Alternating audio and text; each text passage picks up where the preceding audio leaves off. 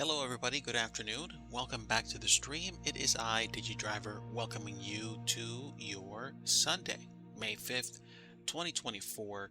It's about 2:33 on the Eastern Seaboard, and I am back at Microsoft Flight Simulator, looking to get back to basics. So I think I'm going to go ahead and jump into a classic flight, kind of like a flight that I come back to every once in a great while, because it reminds me of a great place I go to with family. And if you're a regular on the channel, I'm pretty sure you know what flight I'm talking about. If you don't, every once in a while, I'd like to reprise one of my favorite flights from Philadelphia International Airport to Orlando. So I'm going to go ahead and make sure I have my other chat window open, and we're going to get started shortly.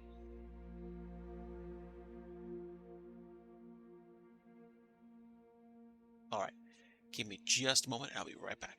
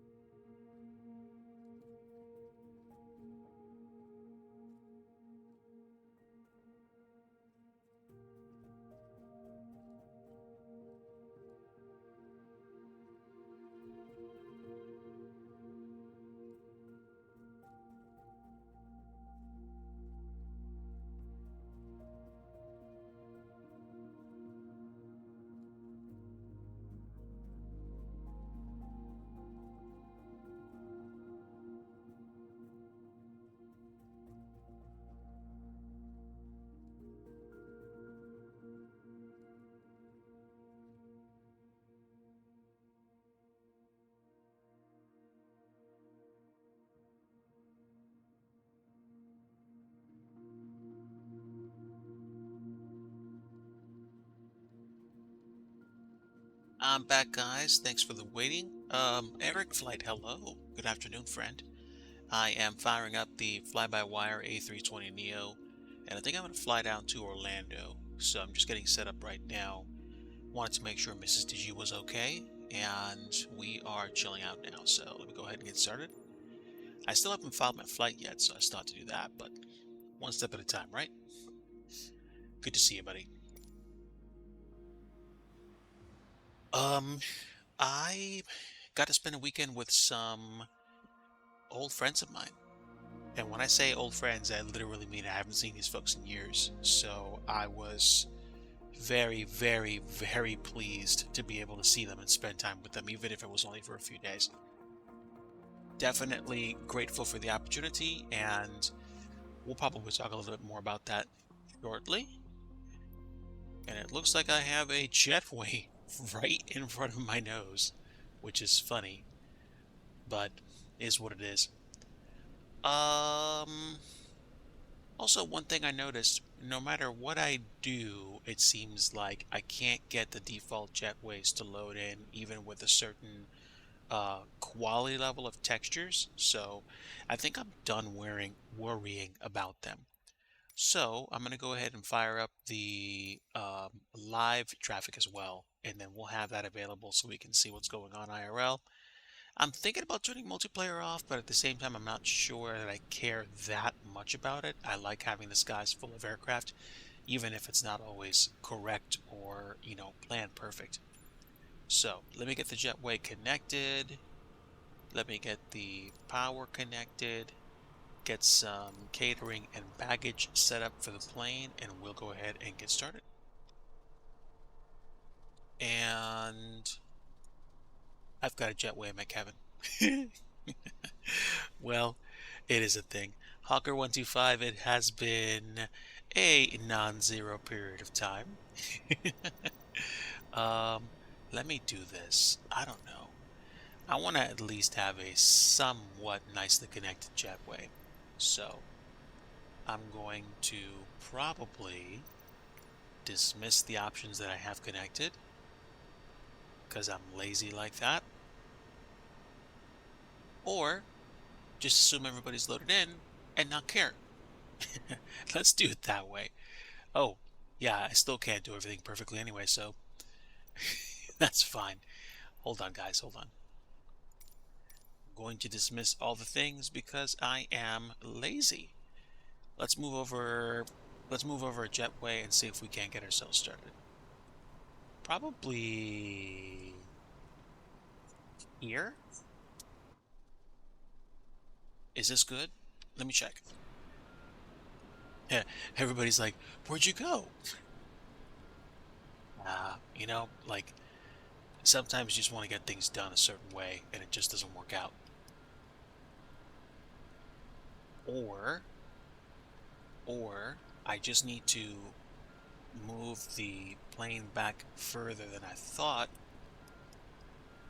Unfortunately, slewing is not as reliable as it used to be. Back in the day, you could really fine-tune where you were placing an aircraft,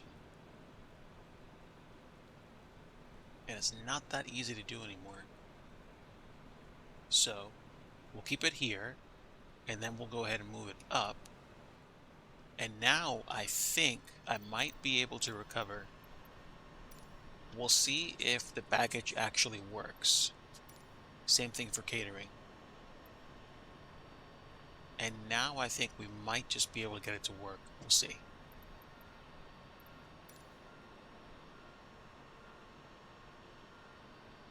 The sim might be more forgiving than I give it credit for, actually, so we'll give it a second shot. And we'll see if the AI can catch up to us. Last piece of the puzzle, power. Let's see if we can get the power over. Okay. At least the jetway is looking a lot better, and we have external power available. So let's get this thing set up. Okay. Power's plugged in. We'll get the batteries plugged in as well. This is the fly-by-wire A320 Neo, so we're going to add some extra bits and bobs of performance and whatnot. We'll get the IRS's tuning, and I will test Do some fire tests.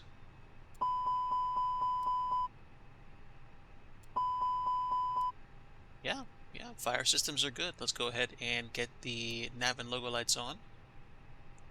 We'll get the emergency lighting armed, the standby compass light on, and we'll get the cabin lights all the way up for now while I get this plane set to go down to Orlando. Good afternoon, folks. I hope you've been having a great weekend, and I hope you've had time to rest and recover from the work week. Or if you're already working right now, hopefully you're off to a great start today. I'm just adjusting some dials here, and we should probably be off the ground in about maybe 30-35 minutes, which means looking at my watch right now, we're probably going to be on the ground in Orlando sometime around maybe 5:15, 5:30. So not going to worry about it. I'm just going to try to have as much fun as I can, really enjoy myself today. I'm not on VATSIM because I want to do some stuff once we get up to cruise, and I'd prefer not to have to disconnect from VATSIM for any weirdness. So let me just go ahead and continue getting started. We are going to be flying with our usual signature squawk code 2257 because I do, and squawking should be ready now, and put the TA, and then I think GPS primary is already aligned. I think this is a quick alignment. I used to do it real time. I don't mind doing it real time.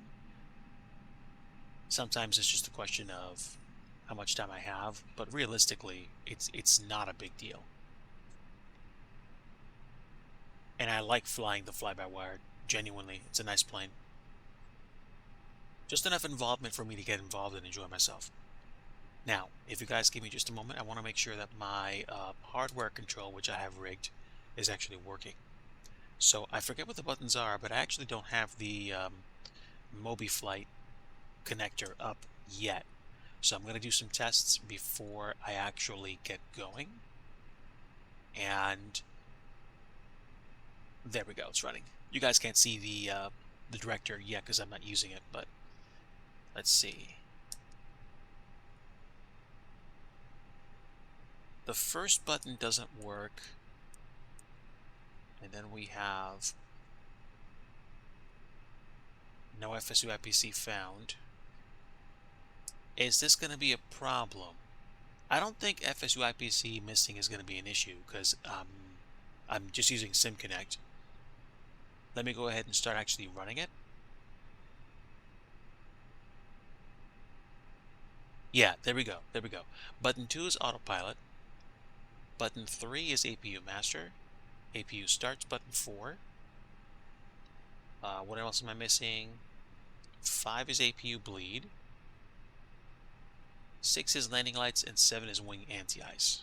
So 1, 2, 3, 4, 5. Yeah, I have 7 buttons. The first button doesn't have connectors on the PCB, so the first button's kind of like in a bad way. But otherwise, most everything else is in a good spot. So let me go ahead and do this before I continue. Just a quick reminder to myself. And yeah, wing anti-ice, landing lights, APU bleed, APU start, master,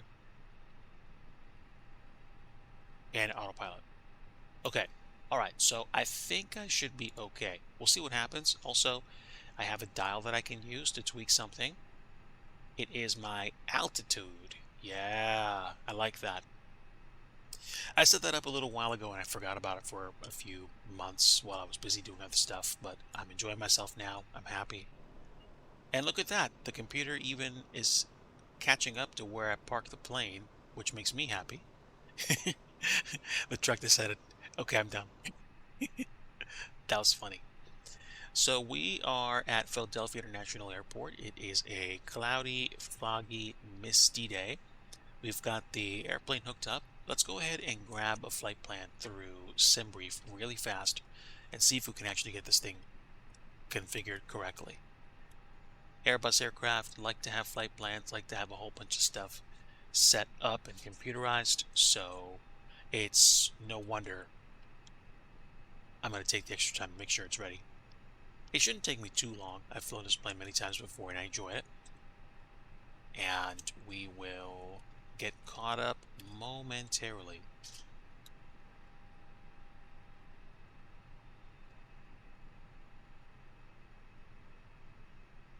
Okay, so I'm signing into SimBrief right now. Let's get a flight plan set. So today I'm piloting. Oh, today I'm flying the factory livery. Okay, all right, all right, all right. I am going to go back to the main menu for that, unless I can actually use the aircraft selector to pick a different livery. And this is going to be complicated by the fact that I don't have properly sized font, but it's okay. Let's see, can I pick it? US Airways. I think that's the one I want. Let's give it a shot.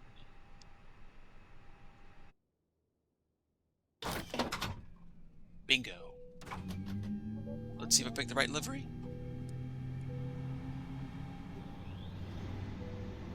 Flight attendants, please prepare for takeoff.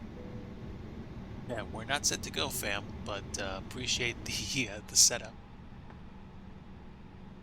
Is it the right plane? It is close enough. We're going to fly US Airways, so we're going to be Cactus on the radio, if we'll be on VATSIM. So I'm not worried about it. Let me get my flight plan going, and then we should be able to get out of here pretty quickly. So, I believe it was AWE for US Airways, and flight number is 197, departing Philadelphia, going to Orlando. We're flying the A320neo, Alpha 20 November, and we are going to be, what registration are we? We are November 828 Alpha Whiskey. November 828 Alpha Whiskey. Do we have a FIN number? We do. It's 828. So 828 and units in kilograms, IFR. Definitely IFR today. And 2 hour 35-minute flight time. Excuse me, 2 hour 35-minute block time. So we are going to be quite occupied. That's okay. We're going to be flying down to Orlando and landing. I wonder what we're going to be landing, because it looks like we're flying the Get Out 1 arrival, and we're flying the standard Philly 2 departure. I should have updated AirAC cycle. I updated that a few days ago. Let's go ahead and generate the flight and see what they give me.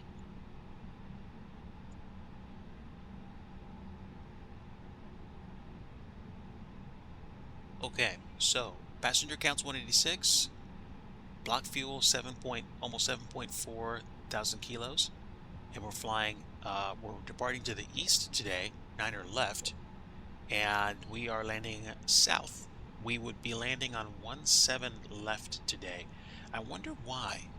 I'm not going to challenge that per se. I mean, I haven't landed there in a while, so that could be cool, but I do wonder what's up with that. Whatever the case, I'm not worried about it. We should be good. So I'm going to enjoy myself, and we're going to have a good time. Let's go ahead and import that into charts, and then we'll be able to import that into the plane. So I'm going to load up my SimBrief charts, and I don't know. A part of me is like, I absolutely don't care that we're like already running. And a part of me is like, I feel like starting the plane, going through the rolls, stuff like that. But again, not worried about it. Oh, this is actually called the Philly 3 departure now. So, gotcha.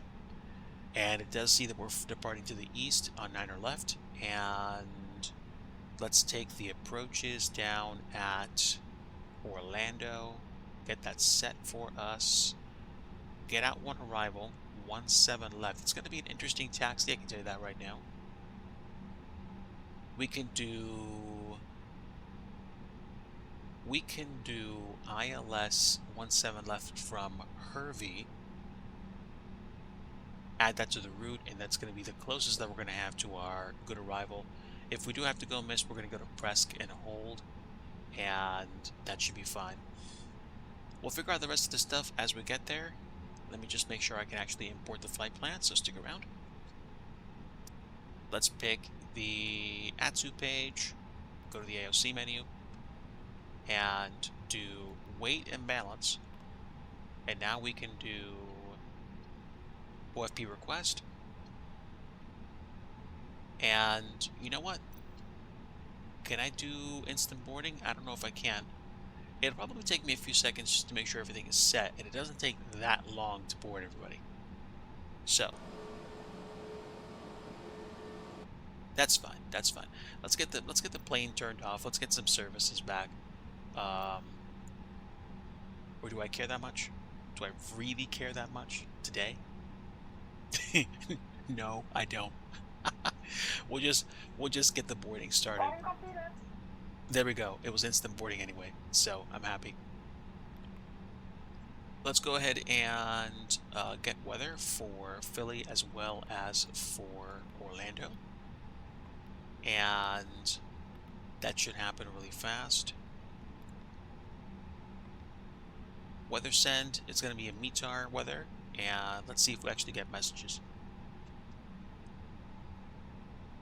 Company message. METAR. Oh, no METAR available. Oh, that sucks. I wonder why. Can I request that through... Can I request that through VATSIM, I wonder?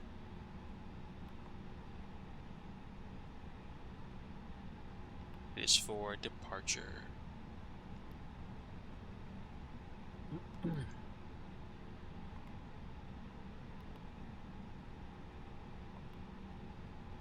Oh, the ATIS not available. I need to set up my ATIS source. Or I could skip all that and just go straight to metartaf.com and see what's up with Philly. Alright, so easy enough, right? Philly is winds 100 at 6. Visibility 7 statute miles, excuse me. We've got rain, and we've got overcast at 700, so it's definitely IFR conditions. Temperature is 14, dew point's 13, and the altimeter is 3017. 3017, we're not that far off the mark. And let's get constraints on. What am I missing? What am I missing? Not much at this point. Oh, you know what I'm missing? I'm missing a flight plan. So let's go to init request. There's our flight. Cost index of 5. We'll fix that. But are we good for fuel at least? No, we're not. We're gonna need way more than 3.8 thousand kilos. We need way more. So, if you guys don't mind, we'll take some America West coffee. Sip, sip, sip. And let's import from SimBrief, but also get some InstaFuel because I am lazy. Alright, now. We needed how much fuel? The flight plan said we were going to take 7.3 of block fuel. Let's take a look at the departure briefing. So, max fuel is 8,000 for possible extra 0.6. I'm going to over-index for a much higher cost index. I'm probably going to either double it or at least go 50% higher than that. So let me think. What would that be? That would be 7.3. 7.3. How about, let's see. 7.3. How about 10.1? Actually, no, I'm sorry. 12.1. We are way over indexed, but that's okay. Like I said, I don't care. And instant fuel, we now have pretty much all the fuel we need for a fast arrival into Orlando. And we're already boarded, everything's set, and I can probably just reverse out of where I am. Man, I'm lazy today. And honestly, I could care. Yeah, I'm not sure. I'm not sure if the METAR system isn't giving me the info that I need anymore for the airport, but that's okay. So the landing lights off for now, and get the taxi lights, wing lights for safety, and since we're already running, let's go ahead and get the probe heat on. Temperature is 14, so I'm probably going to activate anti-ice when we actually get ready to go. So that's simple enough. And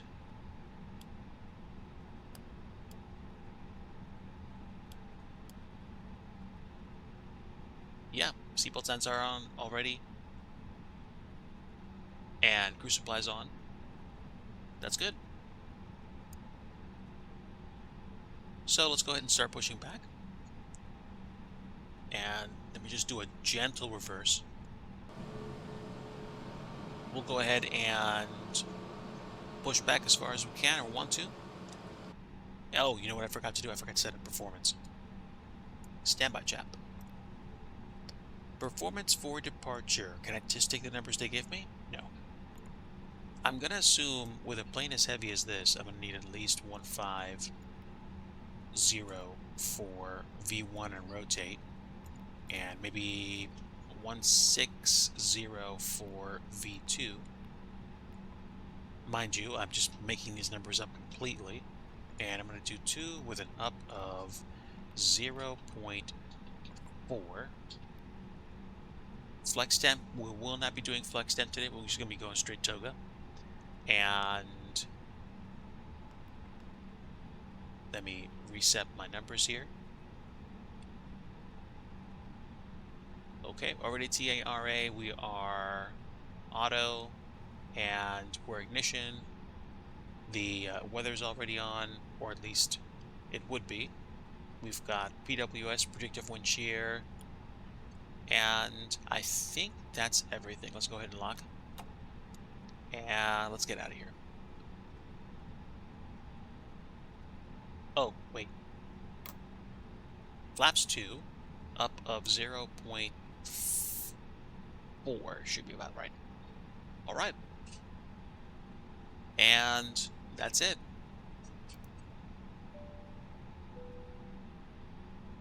Okay, kiddos, let's go. It was not the intended startup, but this is what we have, so I will go ahead and start up this way. Let's go ahead and push back, and we'll get out of here.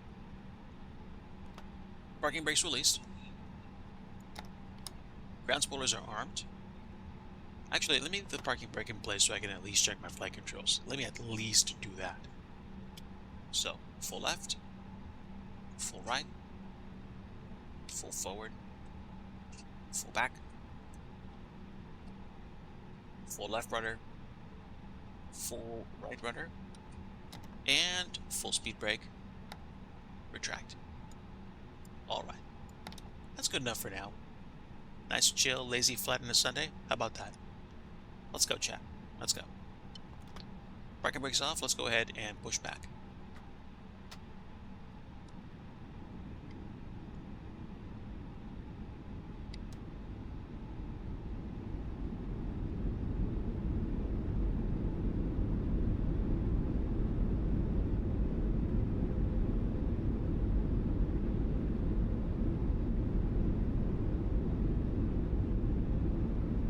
All right, not too shabby.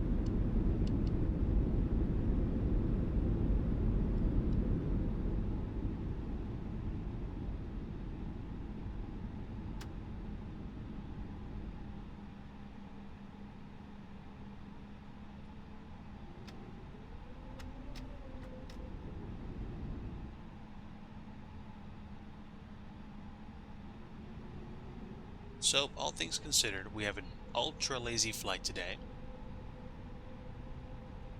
I'm happy. We'll go ahead and hold short at the hold short marker here, and we will figure out where we're going to taxi to. It's going to be to 09er left, so it shouldn't take us too long to get out of here. Let me take a look at my charts. All right. I don't have my charts connected right now, so I'm just going to use them on my phone. Okay, so this is a non-movement area anyway, or at least a non-monitored area. We're exiting at taxi hold short point 8. We can go down Juliet all the way down to Kilo 6, or we can cross into November and taxi down that way into Kilo. But I'm going to go ahead and, yeah, do that. So go straight ahead, turn right on Kilo, and follow it all the way down to Whiskey. Good enough. Parking brake release. Auto brakes max. And we'll double check our takeoff config when we get ready to go.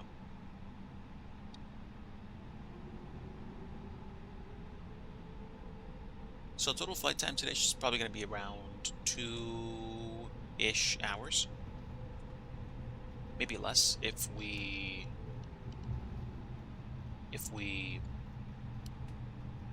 add way more into the cost index. By the way, folks, just let me know if we have any issues with audio. I just want to make sure it's kind of comfortable for you guys. Not too quiet, not too loud.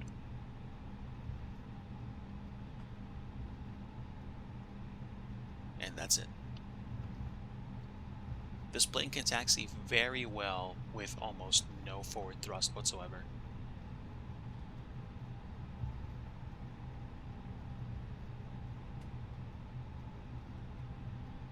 So, good enough. Alright, so, autopilot's my first button. Do we have any APU running right now? No, we don't. So, let's see. APU master, start, bleed, landing lights, and anti-ice. Okay, so now I know my buttons. Also, I didn't set my initial climb, so I'm going to set it to 5,000 for the initial. And then once we get set up on the climb out, we will finish climbing to what I believe is going to be flight level... What flight level did they give us? They gave us flight level 380 for the cruise. Okay. That's not bad. Down to Orlando at 380. I'm happy.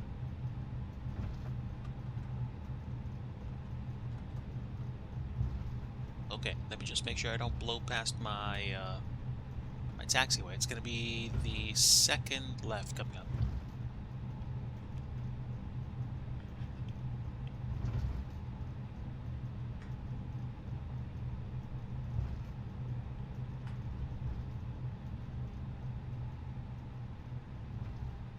Alright, nobody's coming in. I'll still hold short anyway. And we will figure out what's going to happen. And don't worry, guys, I haven't gotten ultra lazy. I just, when I swapped liveries in the sim, it gives you like a fully loaded, ready to go plane. So I just decided to just keep going with it. But let's see. Am I missing anything? Oh, but I can check my takeoff config. Takeoff config is normal. I didn't hit my run button, but that's okay. We'll hit the chronos. And we still have the rejected takeoff setting for the auto brake. And that should be that. Last thing I need to check is just make sure that we have our flight plan good. It should be.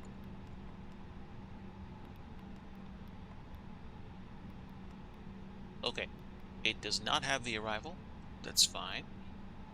17 left. Get out 1. And approach via Hervey. Transition Leopard. And that's it. Okay, that should be fine. I can resolve the rest in flight. Alright, done deal.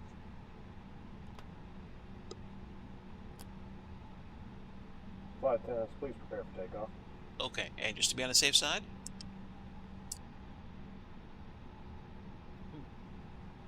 the anti-ice button isn't working, but that's okay. We will do all the things because it's raining, and that's it.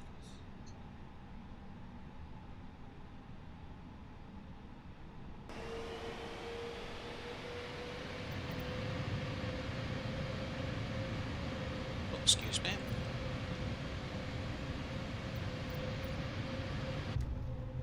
Excuse me. Wrecking things here. I forgot that when you go to showcase mode, it completely disables your controls. because you have to maneuver the camera. But theoretically, I don't think we had a single ILS antenna, so that's good.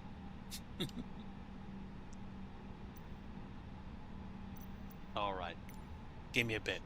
Now we can actually do this whole camera mess around thing. Okay, showcase cam. Fixed cam will go inside the plane.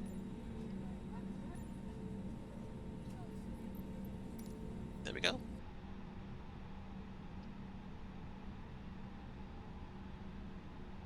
And here we go. Up to about 50%.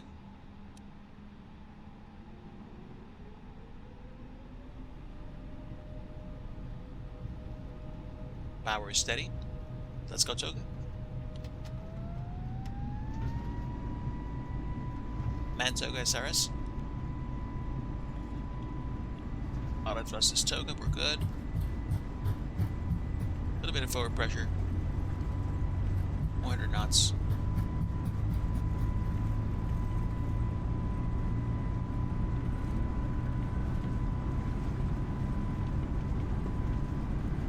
See ya, Philly. Yeah, we should be good. We're V2 now. Oh, wow, what a smooth rotation. Positive rate, gear up.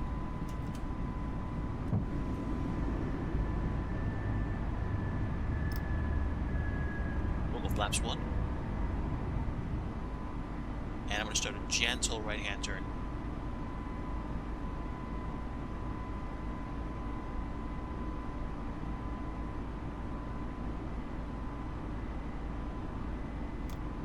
Flap 0.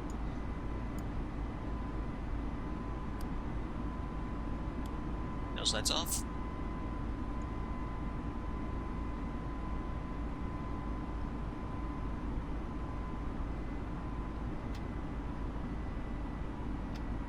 Thrust climb. And autopilot. I wonder why. Oh, you know why? Because we're alpha floor. Alright. Let's pitch forward a bit.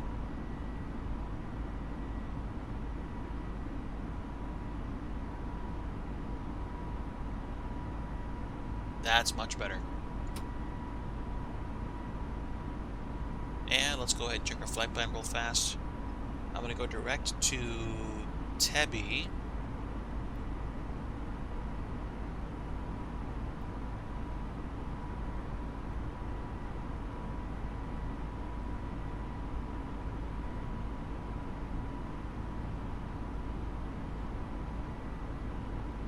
Approaching 5,000.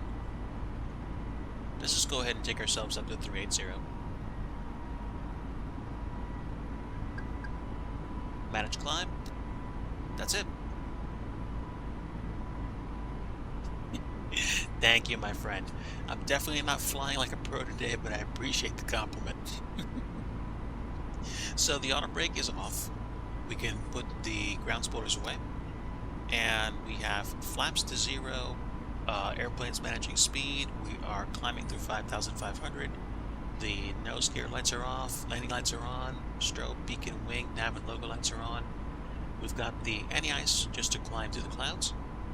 And it's looking pretty soupy out here. And that's a pretty good reason why. All this. I think we're going to be seeing some systems on the way down to Orlando, at least one. And we'll do what we can. Climbing at about 3,300 feet per minute right now, so we got the power. We've got the power. Seatbelt signs on.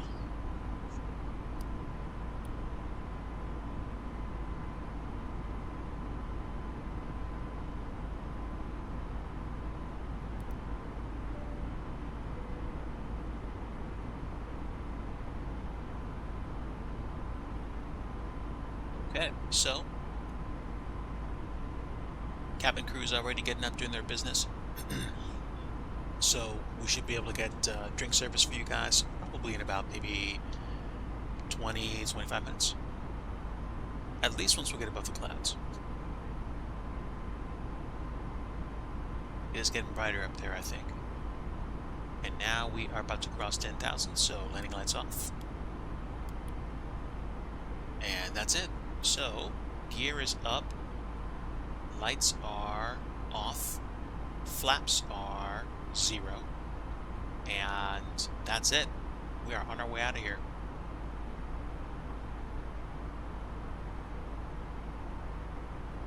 Managed climb, and we are up or going up to 380 today.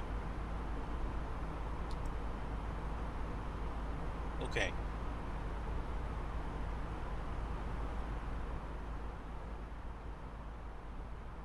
Bringing the volume back down a bit. That should be good. Yeah, we do have some rain clouds, don't we?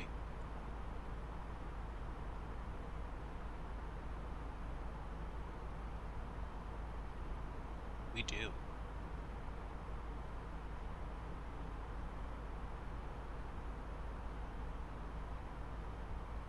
Up to 12,000 on the way to flight level 380, and got about 2 hours to go on this flight down to Orlando today. And once we get up to cruise, I think I'm gonna go make myself a cup of coffee just to power back up.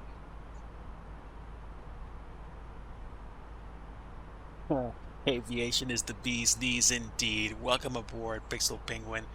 Folks, apologies for my bad manners again. If you are not following Hawker125 or Pixeled Penguin, you are doing yourself a disservice. Go check out my friends. They're friends of the channel. They're folks whom I've watched as well. And they aren't standard flight sim fare. I do believe both of them fly in sims, but at the same time, they do different things too. I spent some time over the weekend with Pixel Penguin as he was doing some bus driving, which was absolutely phenomenal. And Hawker has expanded his interests as well. I was playing some... What was the name of the game we were playing last night? I know we're playing a game called Blather Round, but it was Jack's Party Box or something like that. It was fun. And it's just that I needed to be at a computer instead of just on my phone. I had one screen for, you know, typing in or like doing the thing with the game show part, and the other just for being on the stream. So I had my hands full, but it was still a fun time.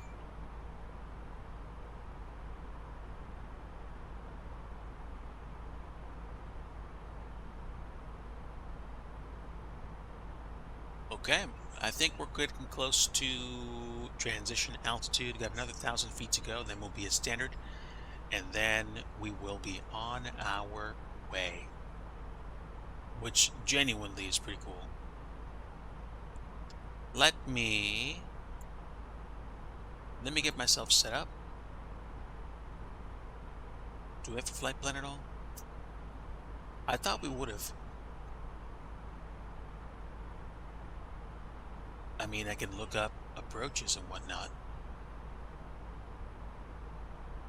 Oh, well, there we go. I mean, I can at least see the get out arrival.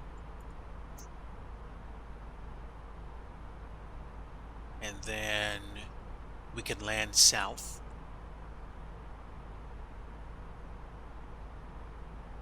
And that's us.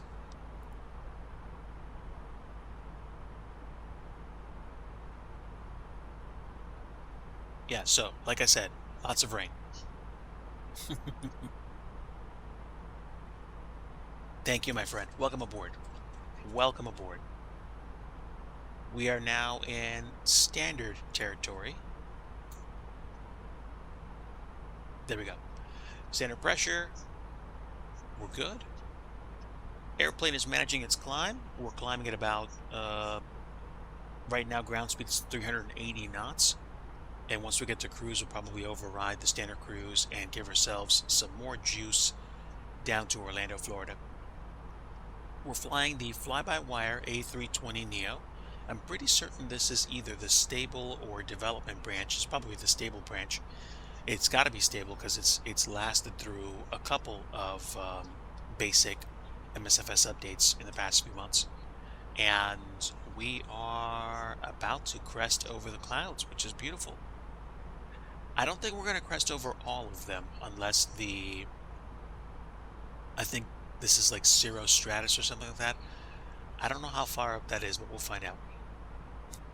We'll we'll find we'll find out if it's still high if we do not go above it. So that's simple.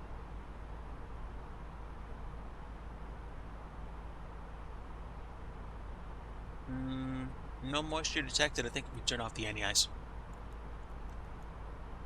There we go. And wonderful.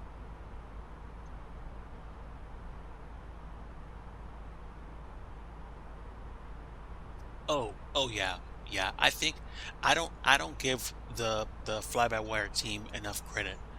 This aircraft not only was one of the first that made flying in the sim, a much more involved affair, but it's just got so much polish to it still. Like it's enjoyable, it's quick to hop into, it's at least somewhat deep. I'm happy with it.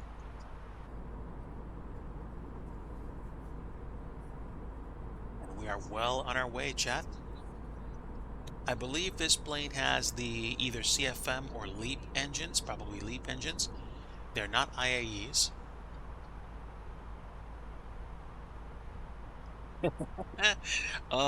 Coffee Cup Arcade, my friend, welcome aboard. It is so nice to have you here today. Dude, it's a privilege having you here. Folks, if you do not know Coffee Cup Arcade, you might want to go check him out. He does Commodore 64, like Atari, Amiga demo scene, and occasionally plays games on stream, chats. Thank you, friend. Thank you. It's a privilege having you here. So yeah. If you like anything to do with the Commodore 64 or the Amiga, and you like somebody that occasionally plays those games, go check his channel out.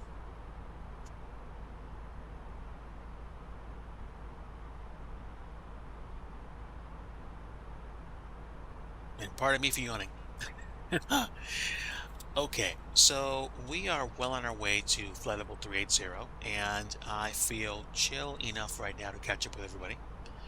I got a chance to hang out with some wonderful, wonderful friends of mine.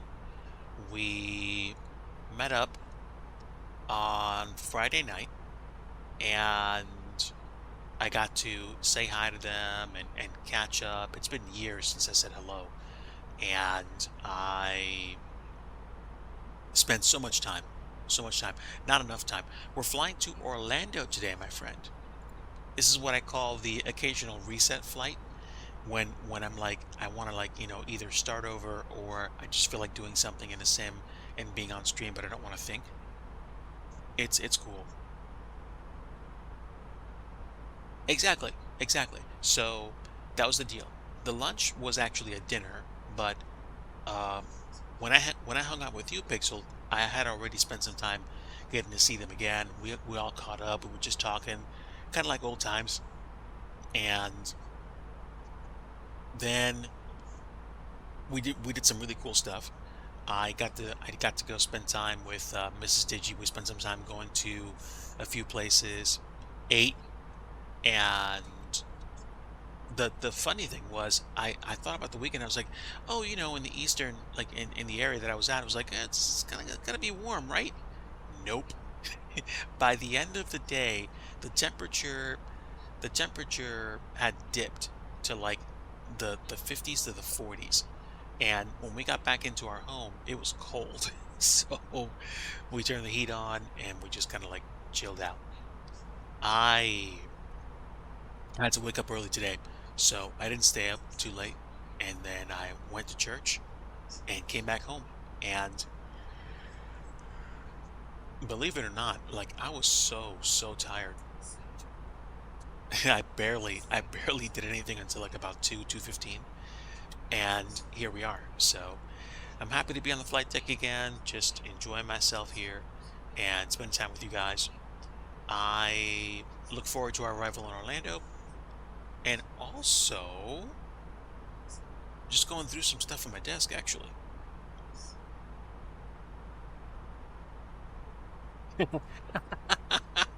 Dude, I'm still bummed that I'm not gonna be making Vegas this year. And Rat Hole 80, hello, welcome aboard, my friend. Folks, if you have not followed Rat Hole 80 yet, I'd recommend you do so.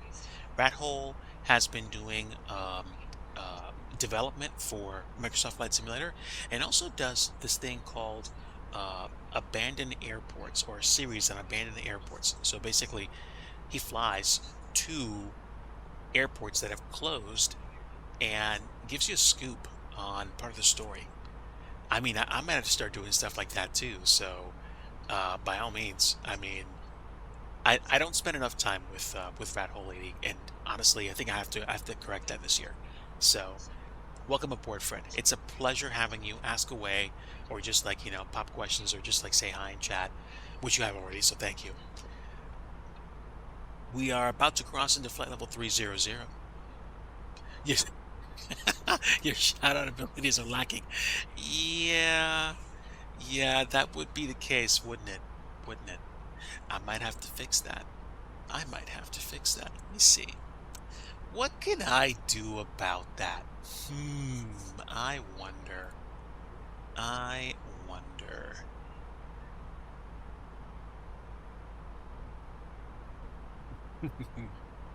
What can I do to fix that? Hey, I think I uh I think I just fixed that for you, Coffee Cup Arcade. There you go.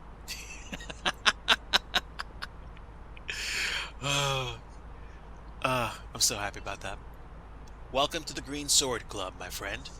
You are an active and treasured part of my channel, so you have now gained the privilege of being able to help shepherd as well. So welcome.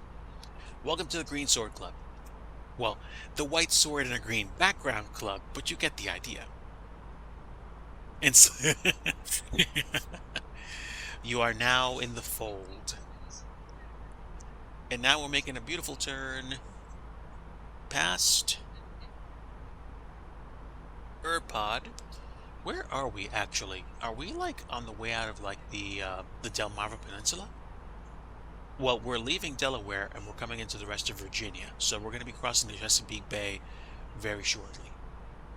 It's kind of nuts. We're just climbing so fast in this plane.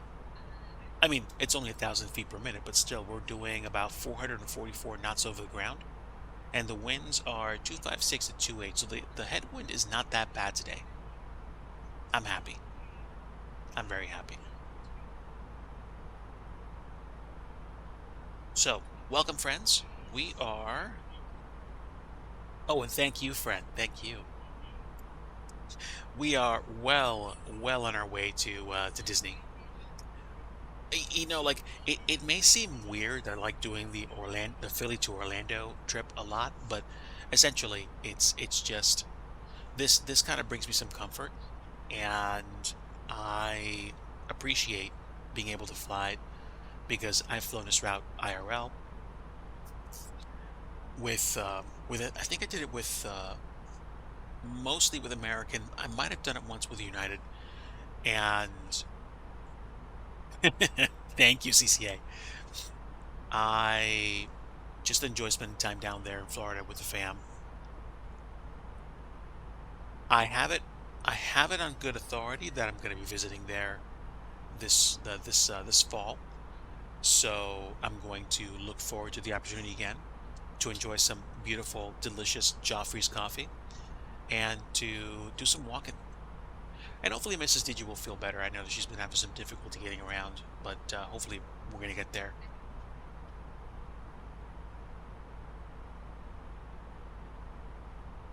Ooh, Pixel Penguin, please slide into DMs, man. Oh, you know what? Hold on a moment. I don't think I've done this lately, so chat, give me a moment. I am going to extend an invitation to anyone that has not joined the Discord to do so right now. So, if you're curious and you want to see my Discord, there's the link. You can join, and for the cost of a thumbs up to the rules, You can get the ability to do some posting in my Discord. I talk about scenery development. I talk about flying. I talk about just my life. And, oh, there we go. I think I know who this person is. All right, so do me a favor, just go ahead and click the thumbs up to the rules if you haven't done so already. And let's go ahead and jump and check. Do, do, do, do, do. Once you do, I can give you that post rule and we can get you on your way. But yeah, make yourself at home and enjoy yourself. We've got quite a few places where you can chat, but I have not seen that black cockpit, and I would be very interested to check that out.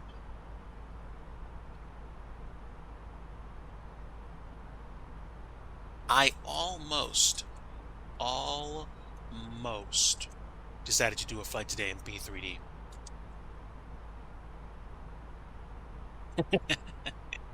You should, man. You absolutely should. I might still create a retro channel for like retro gaming, because I'm not doing much with Art of Rally right now, and I'm lazy. So I might repurpose one of my channels to do retro gaming, and I have been messing around with Amiga Vision. It's locked. Oh, yeah. I'm sorry. I haven't done some maintenance on my Discord in a little bit, but I'll probably take a look at that at some point this week. And I still fly P3D Pixel Penguin. I still do. I like the Quality Wing 787. I have the feel there. How dare you? Give me time, friend. Give me time. I have the feel there. E-Jets E175 and 170. I have the Quality Wing 787. What else do I have? The TFDI 717, which is a great plane. I love your soul, man. Thank you. Thanks for being here. I like what other plane do I like that I have? Oh, I have like 2 or 3 business jets from Coronado. The Coronado Phenom 100 and the Premier 391A. I actually have not flown that business jet in a long time, and it is actually a pretty cool plane. Not even gonna lie, it's legit dope. So I might do that. I might reprise that on one stream soon. Of course I do. Of course I do. You're amazing, dude. Why wouldn't I?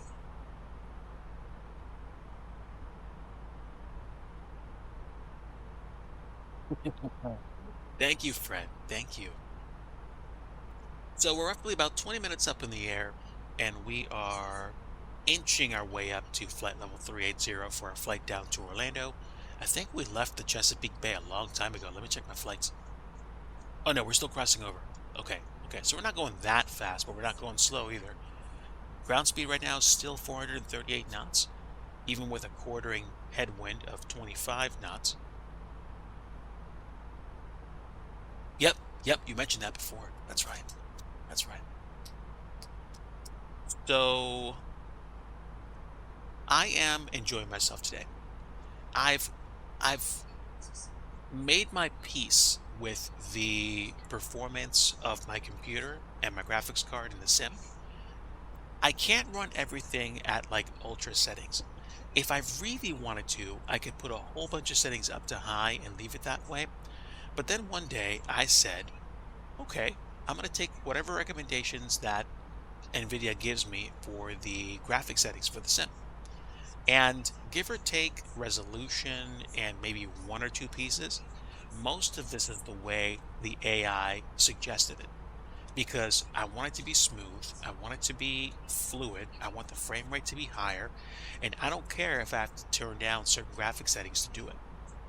Some folks have the money and the time and the rig to run everything at like high or ultra settings. That's great for them. I'm happy for them. This is plenty good for me too. I'm happy where I am. I would like a different rig in the near future, but Believe me when I say it is nowhere on my radar. I could care less right now, actually. I'm happy to have a computer that works. I'm happy to be able to spend time with family and friends, and eventually we'll get around to, tweaking it to the next level. Yeah, just catching up with chat. The Premier 1A is a plane that I have not flown enough. I think I'm going to do a P3D series at some point soon to get back to it.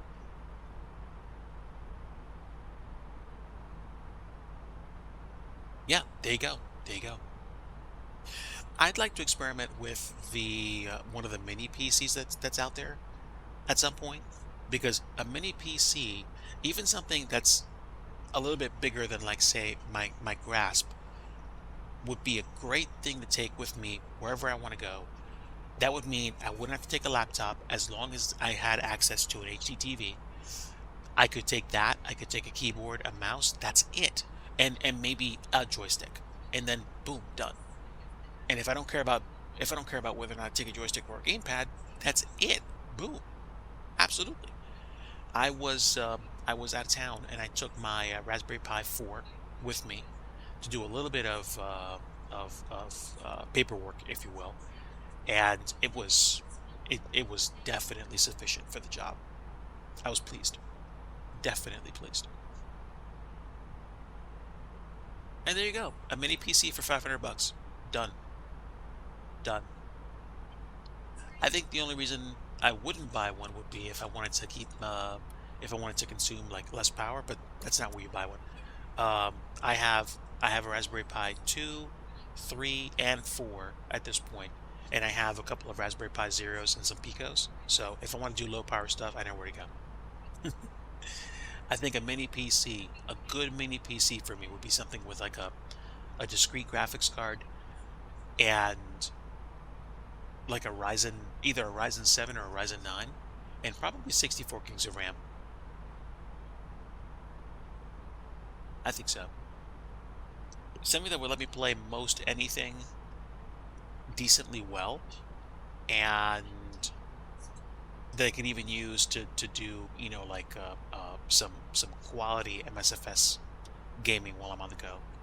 But at the same time, again, future discussions for me, not current ones. And we are reaching our cruise altitude, which is dope. So let me see if the captain says anything from the flight deck. From the cabin PA. They usually do, or something like that. Oh, hold on. I have to actually do the, ding.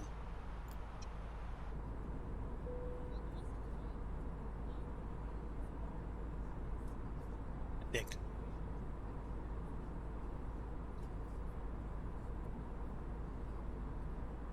All right, I'm checking out your link.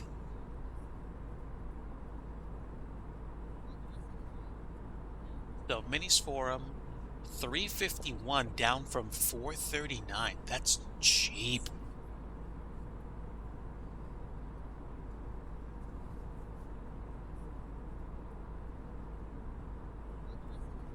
All right, so yeah, Radeon 680, Ryzen 9, DDR5 with Windows 11 pre-installed. Okay. Hey, hello. Flight deck captain speaking. Welcome, Nathan's Plains. Great to have you aboard, As friend. it begins to settle in, I do want to remind you to please keep your feet and elbows clear from the aisle as We are on our way to Orlando. with galley cars shortly. Also, one more reminder, We please have return from departed the Philly. to the front galley with the I flight loaded deck into doors the open. Thank you. US Airways American West livery, and we are flying down to Orlando. We're currently at 38,000 feet. We've probably got another hour and a half for the total flight, and probably another hour until we have to start thinking about descent. But American West livery, that's right.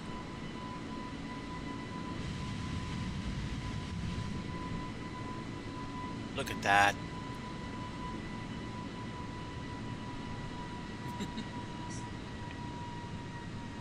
I forget why I grabbed this. It was either because it just looked the best to me or because I couldn't find anything else.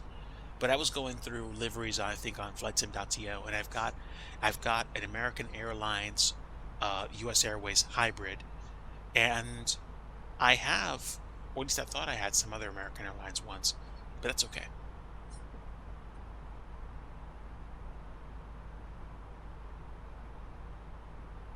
Yeah, you were telling me you were getting some really, really high frame rates on that rig. So I wouldn't have expected otherwise. I'm a big fan of this plane. Guys, do me a favor, talk amongst yourselves for maybe like 2, 3 minutes. I'm gonna go brew some coffee and come back shortly. Oh, grab my cup. 186 FPS. That's crazy. That's amazing. All right, folks, sit tight. I'm gonna come back with more caffeination. Stand by.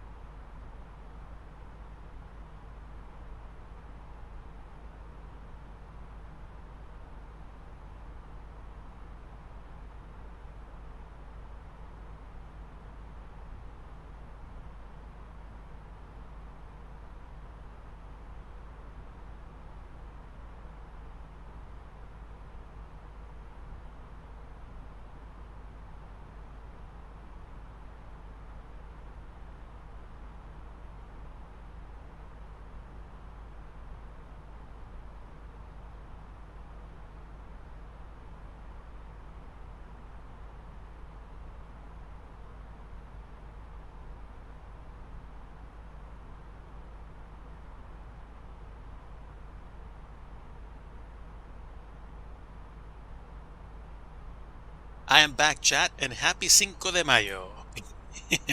It took me a little bit longer in the kitchen than I planned because I got a surprise request for some nourishment from Mrs. Digi, so I complied and got myself a snack as well. Grabbed a quick piece of bread and a hot dog. You are not. So, welcome back, friends. We are probably somewhere around Virginia or North Carolina at this point, and now we have the entire crew with us. My pets and Mrs. Digi are both with. Let's see. Zoom in here.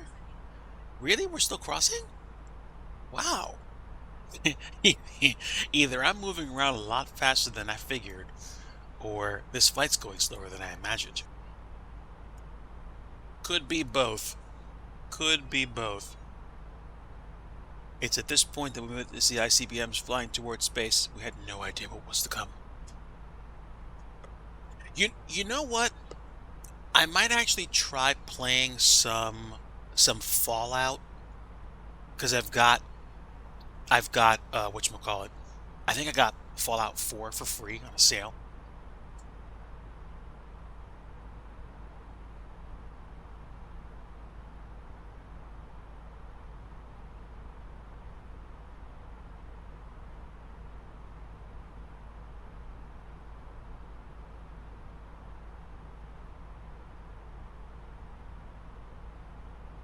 Snacks are strongly recommended. You got that right. um, oh, by the way, quick shameless plug. If anybody is around later this evening, I'm going to be hanging out with some friends on Mustafa's channel. Mustafa does a monthly thing these days called Moose After Dark, and it is karaoke. So I intend on attending along with some friends and singing one or two songs. And hopefully not straining my voice. So we'll see what happens, but at the same time, it's usually a great time. People singing songs, and I have tomorrow off, so definitely want to chill with them. And if you are unfamiliar with Mustafa, then I'm going to give you a link to Mustafa's channel now. So there's the link. Go check out Mustafa, and done deal.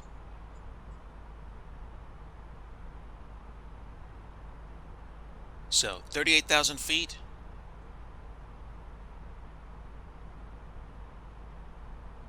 Musical? Musical.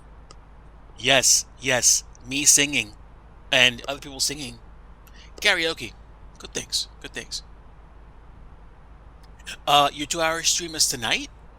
Probably. When do you get started? I mean, I'm not going to be streaming all. I'm probably going to just stream the arrival into Orlando and chill for tonight. But if you're going to be doing that tonight, let me know. Let me know. I'm also going to be. I'm planning on streaming tomorrow as well. I don't know for an absolute fact, but probably. Yeah.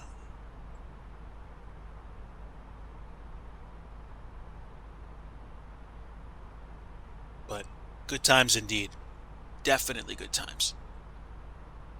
Not enough of them, frankly.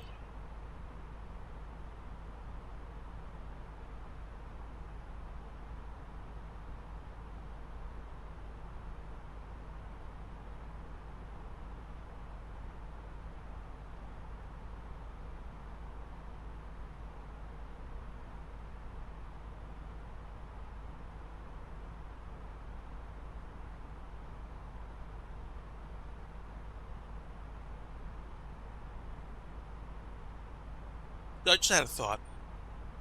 For my friends that like hot dogs, do you have a particular style of hot dog you enjoy?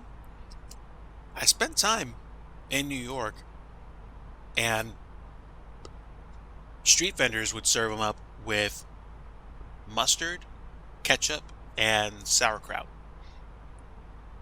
Over, I think, in like Chicago, they use relish. And I forget what the other styles are depending on where you go. I also have had a chili cheese dog, which is amazing. But that's just me.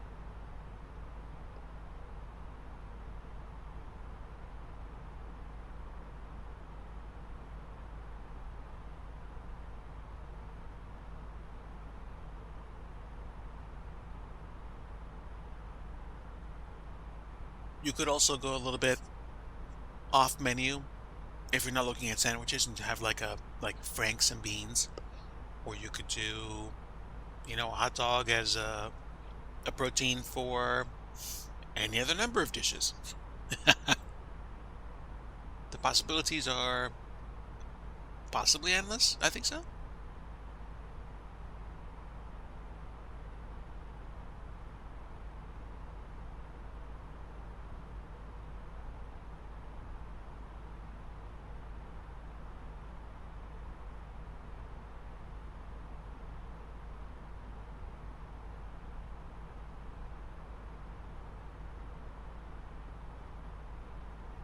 Um, Raw onions or caramelized? Because I would imagine raw onion would just like make the thing pop and be crunchy, but caramelized onions would probably bring flavor too.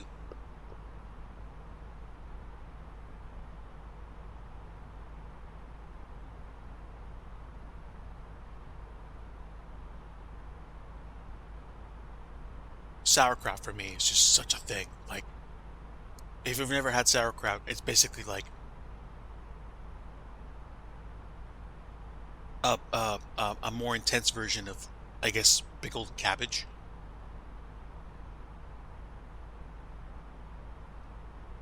It's different. Sauerkraut is not cabbage, but I'm saying it's got a different consistency, different flavor profile.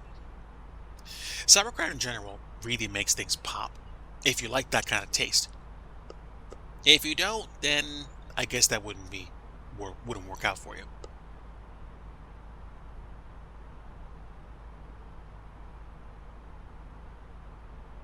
Oh yeah, I'm down. I'm down. Um, Chili cheese. I once went to Coney Island and had a Nathan's hot dog there. That is punchy. It's good stuff. Definitely good stuff.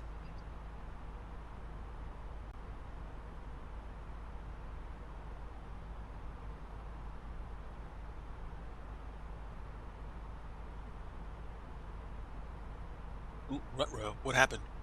Is something going on? Is my stream going bad? No, I can still see my stream. It's just low. Oh, you know what? It could have actually, there could have actually been something. I saw my bitrate drop.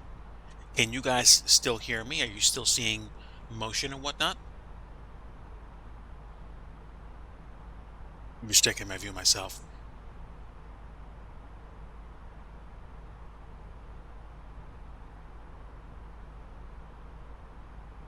Also, I don't do real time streaming, so I'm just waiting for the I'm waiting for my stream view to catch up.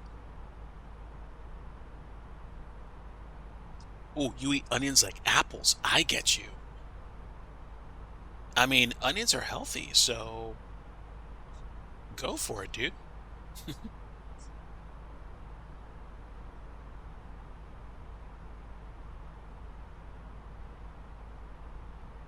I like onions. I generally prefer onions cooked or caramelized, unless they're small enough that I can just sprinkle them over a burger or have them in a salad. So yeah, I hear you. All right, Cat Semper. Let's see.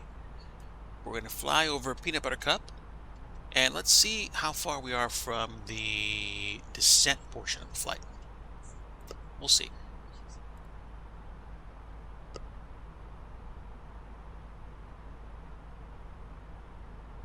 Top of descent is just past Leopard, so Leopard's not even on the list yet. I think we should be good. Yeah, man, I'm a big fan of Kraut. Yeah, we still have at least 30 minutes before top of drop, if not 40. So that's okay. Pleased that I have some time to gather my thoughts. I have been busy for the past month.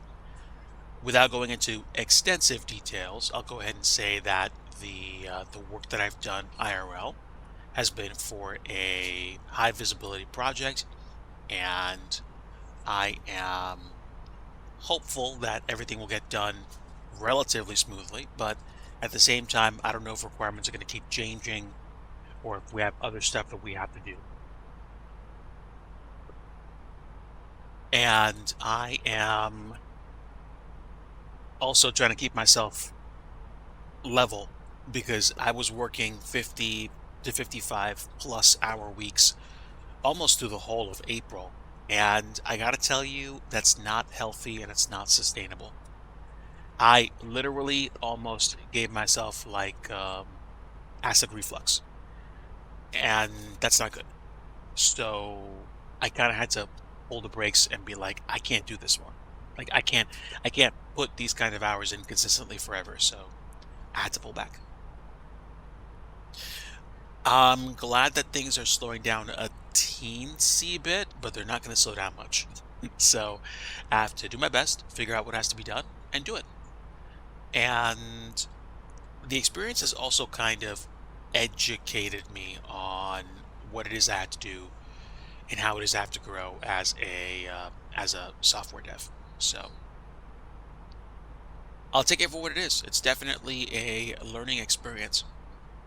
And man, my stream is so far behind my actual feed. That's incredible. I don't understand. I gotta check my broadcast settings because I was under the impression that I was at least relatively kind of on top of my stream time. But yeah, I'm sorry guys. Let me see my settings.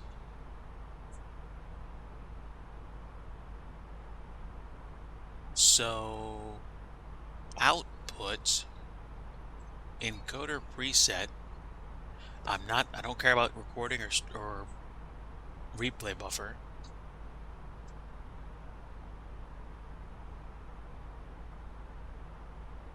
Yeah, I'm not downscaling my resolution anymore.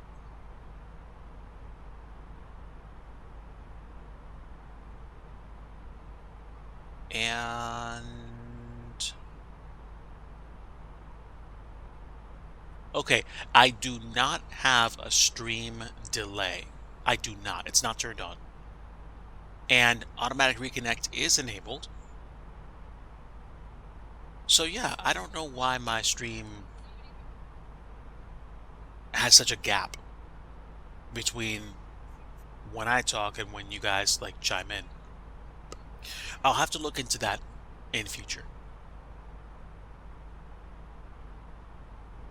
But also, let me just kind of echo myself for a little bit and see how far behind I am.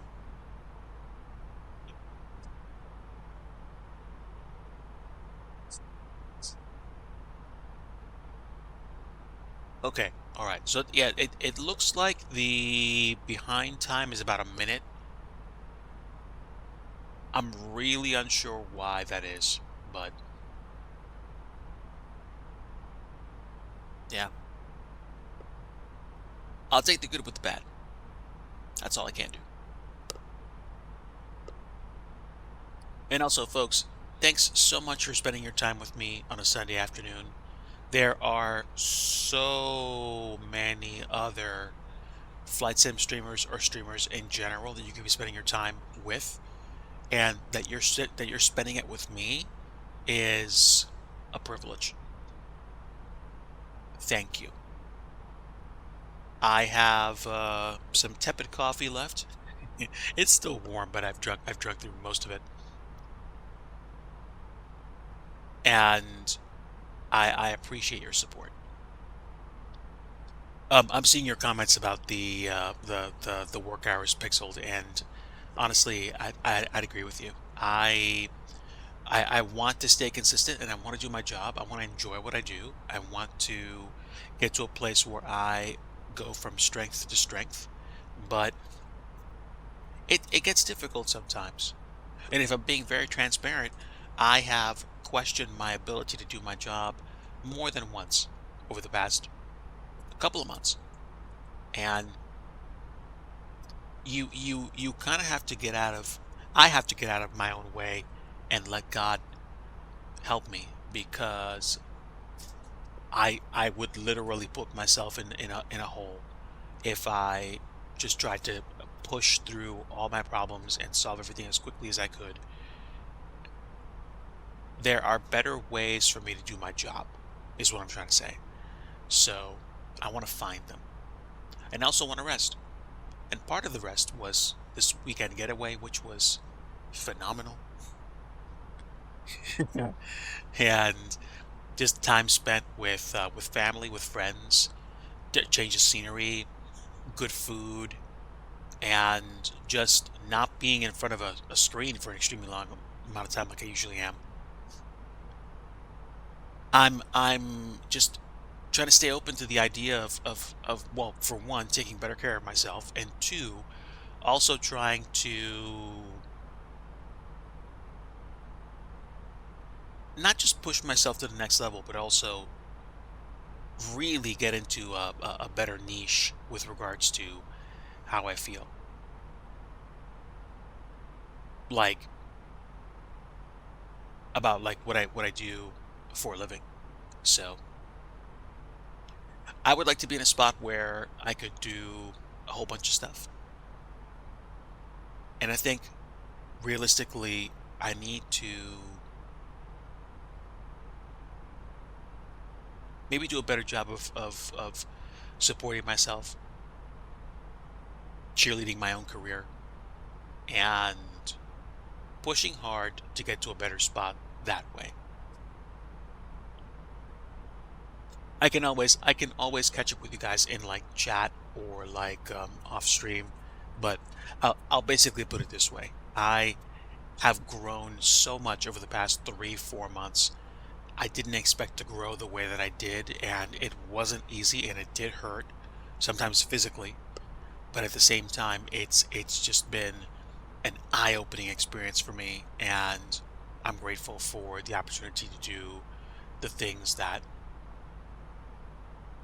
I have done because at the bare minimum, they've stretched me way more than I thought.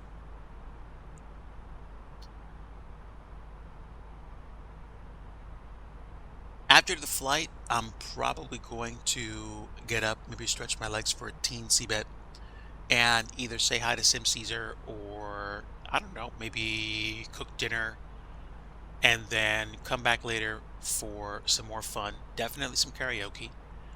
And tomorrow, I will most likely, if I do no kind of scenery development or like fun coding stuff at all, we'll do some of that tomorrow morning or tomorrow afternoon, and then I'll transition back into my work week.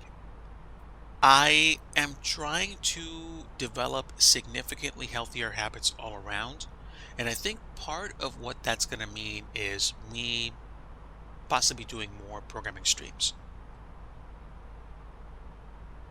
Loves onions. Yes. I don't know. Maybe I'll write a program about onions.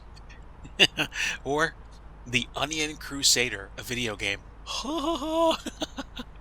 I still I still need to go through with my my lunch lady Gaiden concept uh and really flesh that out. But I also like the one Python game that I coded from the book, from the Raspberry Pi book, the the Just Drop game. That was that was good. So yeah, like if you stream say around sometime between say 5 to like 7 or like 8 o'clock my time, which would be like between 2 to like 4 o'clock your time or something like that. then I could catch you for a bit while I'm like, running around doing stuff, chatting. And then karaoke with Mustafa, Moose After Dark, is going to be around like 8:30, 9 o'clock my time, maybe a little bit later. And then I'll have some fun that way. Also, I'm looking at my desk and it's cluttered, and I am just kind of visually reviewing the things that I have in front of me. I am trying to get back into Raspberry Pi work. You have a small window. Okay. Okay. I'll keep my eyes open once I'm done streaming today. With regards to Raspberry Pi stuff, I have a Raspberry Pi Zero that I use now for tracking aircraft whenever it's plugged in. I have one of those 1090 antennas, and I have another one that is kind of like a really, really, really, really small portable programming platform, which I used to learn a little bit of Python on too. It's kind of fun as long as you're okay with the limitations of the hardware and you understand it's going to be slow and you're not going to be doing much else with it.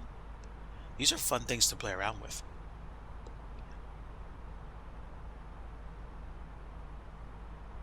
Okay, okay. So 6 to 8 p.m. your time is going to be 9 to 11 p.m. my time. I can always dip in and dip out at will. So I'm still going to be most likely saying hi at least once. So most likely, unless there's a problem with me, expect a hello from me at some point. Great, great. I'm thinking with the Raspberry Pis, I'm probably going to start seriously considering turning one of my Raspberry Pi Zeros into a web server of some kind, or exploring what they call distributed messaging systems. There's this thing called RabbitMQ and Mass Transit, and those technologies help you transmit and receive messages between services and applications. So you can like communicate with your programs in less in different ways than you might expect. So I think I'd like to really flesh out my knowledge of that.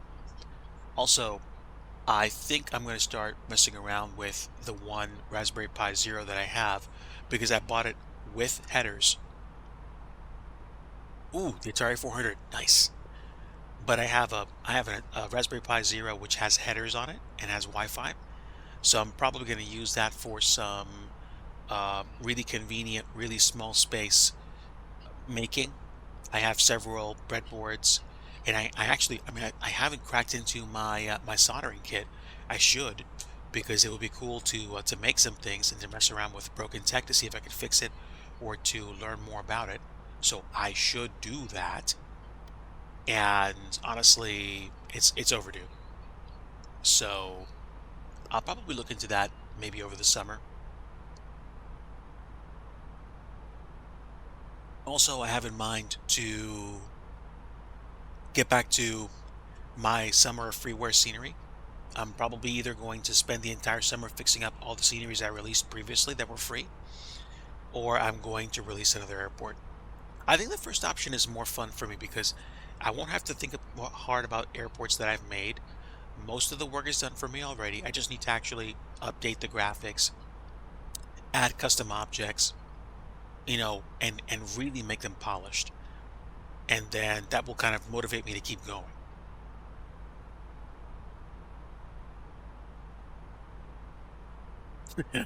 Thank you, my friend. I, the thing about my current passion with Raspberry Pi is that it kind of started by accident. I remember it was like in the late 20 teens or something, or even earlier, when I got my hands on a Raspberry Pi 2. And I liked it, but then I was like, oh, it doesn't go that fast. Oh, okay. And I went back to my computer. But eventually I figured I could actually use it to help my home network. So I do. And then I wanted to buy another one, but that was right around when we had that massive shortage. Raspberry Pis were super expensive, and all I could get my hands on was a Raspberry Pi Pico microcontroller. So I started messing around with that. And then one of my friends gave me his Raspberry Pi Zero and Raspberry Pi 3. Hint, hint. Um, okay, in order for me to do the development, a few things have to happen. One, my schedule for IRL work has to ease off. I'm working on it. Believe me, I'm working on it. I want to get to a place where I have enough brain left at the end of the day where I can do that regularly. And if that never happens, then I need to build up my mental discipline to say, okay, every day for 30 minutes straight, from this time to this time, all I'm doing is focusing on this. Dot, dot, dot, dot, dot. Give me one thing to do, and then we can knock it out. Because even if it's just 30 minutes, if I approach it with enough discipline and commitment, I can make stuff like that happen. You can get past the excuses, you can blow forward, you can get the results. But I'm not going to lie, sometimes when you're dealing with as much work as I had been in April, you work a 12-hour day and you trust your brain to do code. If you're passionate enough, I'm sure, but after a 12-hour day, I think my brain is just done. So that's it. Nice. That's a good number of Raspberry Pis you purchased, so I get you. Again, I think I'm not done tinkering with them yet, and I want to use them in different ways. I think I could use one of the screens that I have, the 3.5-inch screen, which actually is a touch screen, but I don't want to use it that way. It's capacitive, it's not a capacitive, it's a resistive touch screen, which means it's not like the smartphone screens that you have. It's difficult. Sounds good. Sounds good. Just hit me up with a message.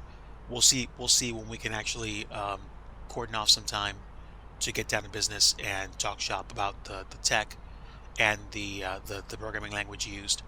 I used to mess around with the I'm sorry, I used to mess around with the Game Boy Advance for software development, and I got a little bit into it, but I think I ran out of either technology or interest at the time.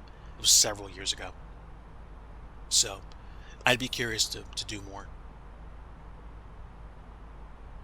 In the meantime, I actually got a free download of the latest X-Crafts Embraer E175 regional jet. So that's going to give me an excuse to get back into X-Plane 12. I also wound up installing satellite scenery, like the kind I'm flying over right now. And I,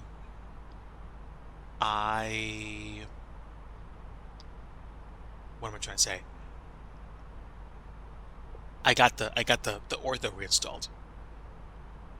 A Pi 400.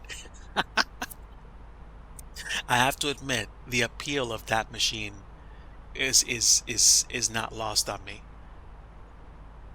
Um, I wouldn't mind having one right now. Don't have the funds for it, but I mean, maybe I could make that a goal. I think here's what I'm shooting for in terms of programming priority. Number one, doing my job IRL.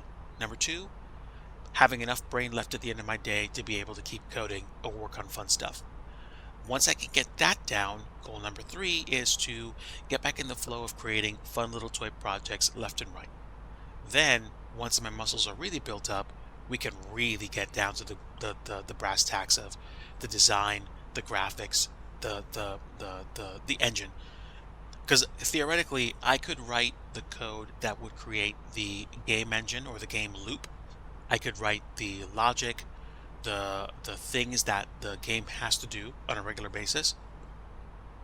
And then once that's done, then the logical solution would be, okay, we've got the game loop, we've got the graphics, we've got sound, and then everything can get tied together.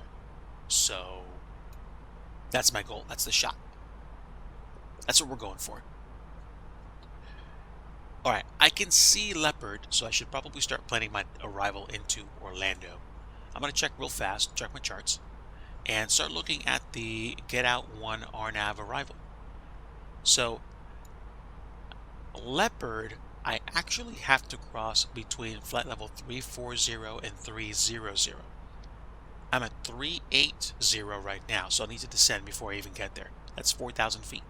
So probably between BG and Leopard, it is a 35 nautical mile leg, which means I don't have to worry if I begin my descent at BG, I'll be set to descend at Leopard. Then I need to be at Nick, which is roughly probably somewhere in the vicinity of 40 to 35 some odd nautical miles away. I can't be any higher than 14,000 feet, so I would need to lose roughly 16,000 feet at that point.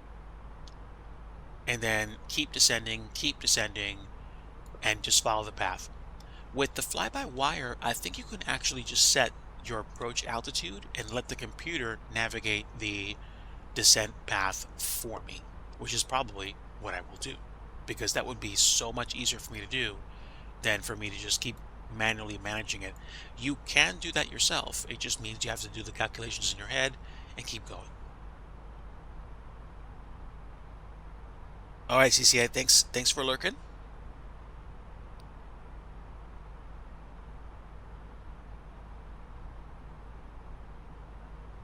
I'm glad I set up the lurk notification. That's cool.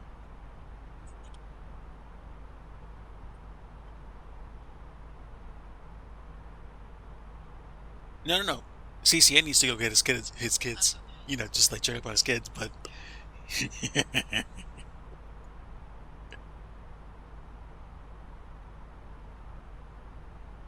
absolutely.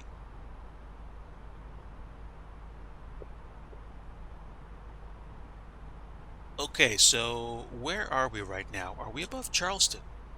I want to say we are, and I'm just checking just to make sure I didn't turn anything off. Oh, accidentally toggled my strobe light. Pardon me.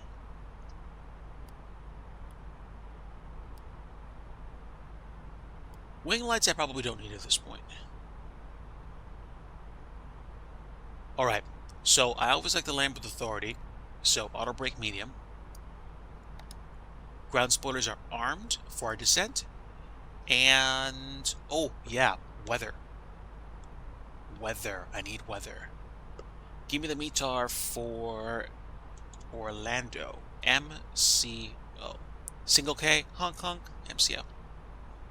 Old commercial joke. So the METAR for Orlando, winds are 150 at 9er, which means we are landing south. Visibility is 10 statute miles. The weather is much better at Orlando than it was at Philly when we left. Visibility 10 statute miles, clouds few at 5,500 and few at 8,000. Temperature is 31. What is 31 degrees in Fahrenheit? 31 is 87.8 degrees. It is warm. Nice. Temperature 31, dew point 18, and the altimeter is 3001. So, let's get our performance set. And we can revise this as we descend, but I do need to make sure this is set. 3001. Temperature 31. Winds, what did I say the winds were? Winds are 150 at 9er.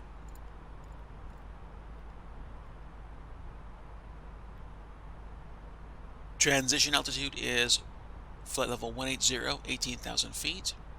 And if we use Barrow for our minimum decision height, which we will just to make sure that we're on the safe side, our minimum decision altitude is going to be 290 feet. We can land flaps full at 135, or we can land flap config 3. Actually, I'm sorry. Flaps full is 135 with an approach speed of 140. That's ref plus 5. If we do flaps 3, we can land as fast as 151. But actually, no. I feel better about a flaps 3 landing. So Let's go ahead and configure ourselves for the arrival. That means flap mode off, landing flap 3 on. And now it says it here.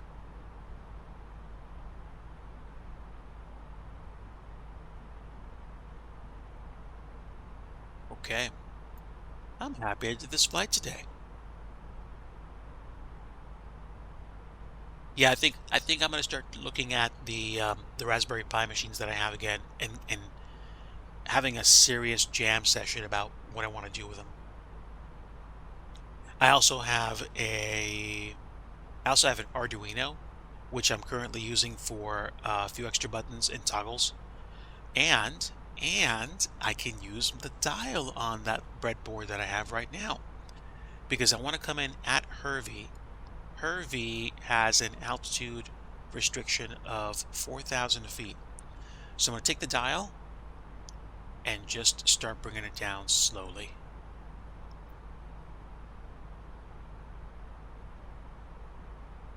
And there we go, 4,000 for our approach.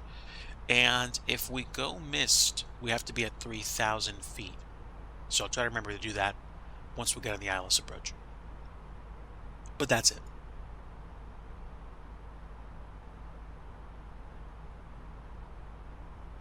I think we're okay otherwise.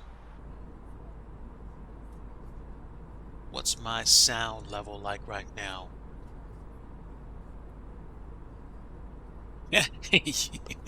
Flaps 3. It's a way of life. It's a way of life.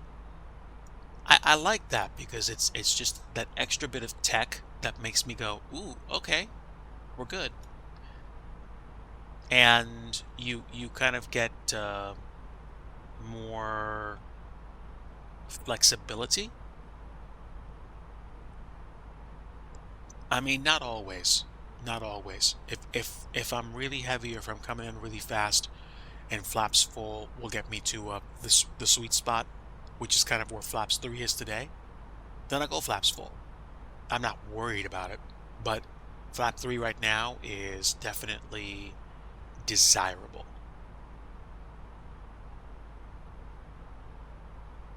And again, I'm sorry if there's a humongous disconnect between me talking and the views that you see. I don't think I'm out of sync. I just think that my particular window has a huge delay. You want to know what? You know what I'm not checking? I'm not checking whether or not I have real time on the other window that I'm looking at. So hold on.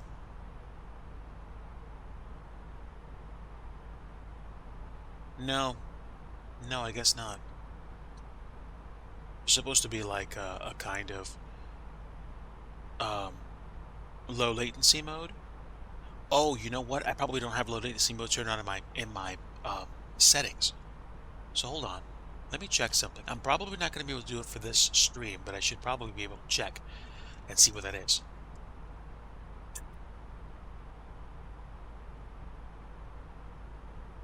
All right, I'm checking.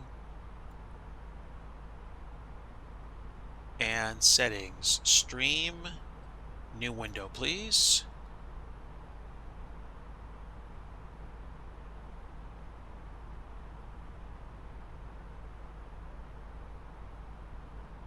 There we go. So there is a low latency option, which I've just turned on. Again, I seriously am not expecting it to kick in right now, but it probably will kick in for future streams. So we'll see how that works, and hopefully that'll be a better option for just chat and communicating with people in general. But thanks to everybody that stopped by and said hello. Thanks to my lurkers. You guys are bringing up my algorithm, so thank you.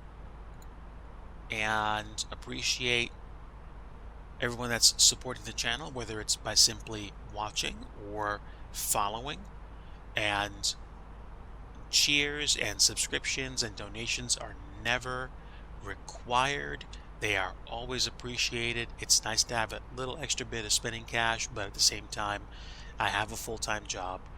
Twitch is a way that I spend time with friends, and I wouldn't mind having a little extra cha-ching, but at the same time, if all you can do is hang out and say hello and have great conversation, I appreciate having you on board, and it's a privilege being with you guys today.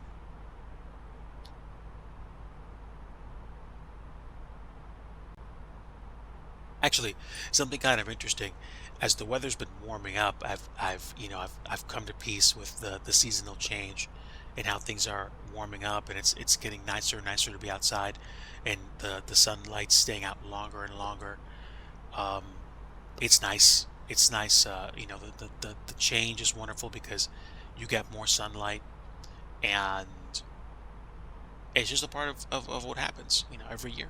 So I appreciate it.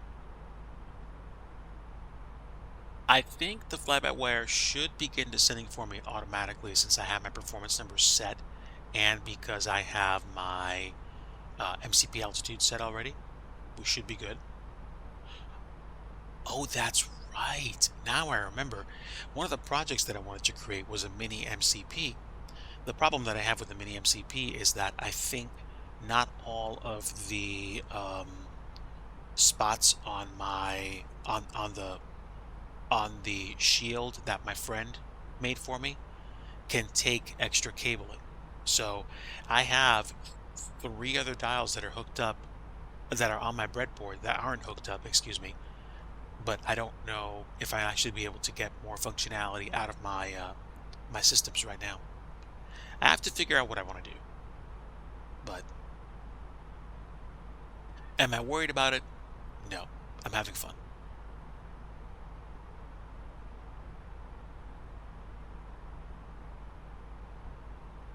Like 35, 45 minutes.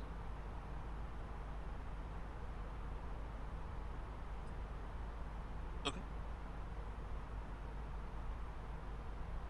Yeah. It was better because episode tells me it's nothing major, but it's Not So we are approximately 11 nautical miles from Gipple. Then we have BG and then Leopard. And that's about maybe 60 nautical miles till we get there. And then I think when we pass BG, I'm probably going to want to get down to 340. So I'm going to see whether or not it actually starts sending right away. You know what I need to do? I need to check my waypoints for discontinuities. All right, so let's check this out. I'm checking. There we go. There's a manual waypoint, which I can get rid of. And then I'm going to get rid of this continuity. And that is it. And with that said, that's interesting. I don't see a descent arrow. Really? That seems weird. I mean, I know how to bring this bird down manually. That's fine. I'm not worried. But that's kind of strange.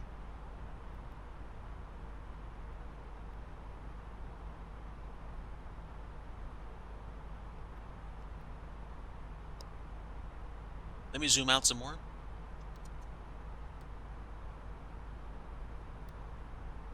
Okay, so we do have waypoints ahead, but I don't know why I don't see the rest of them. Is there something I forgot to do?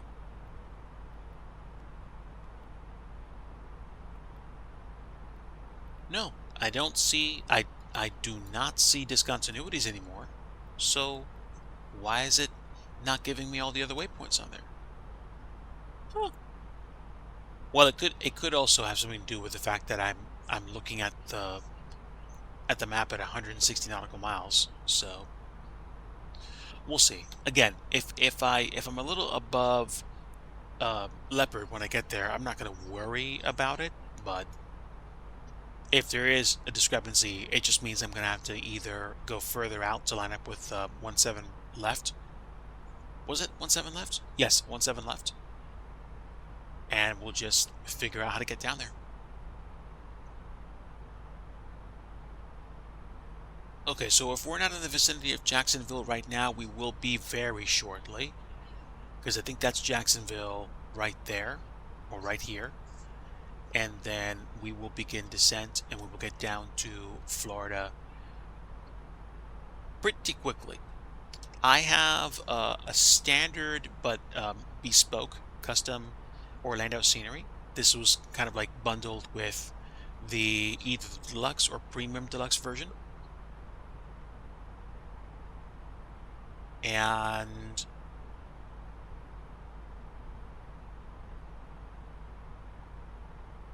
it's definitely more detailed than Philadelphia was. So it's got plenty of landmarks that I kind of recognize off the bat. That's what I'm trying to say. There we go. There's no descent arrow? Huh. Okay, how many nautical miles to Leopard? To lose 4,000 feet, say 3,000 feet, that would be like 10 nautical miles. So I could probably begin my descent now and start prepping.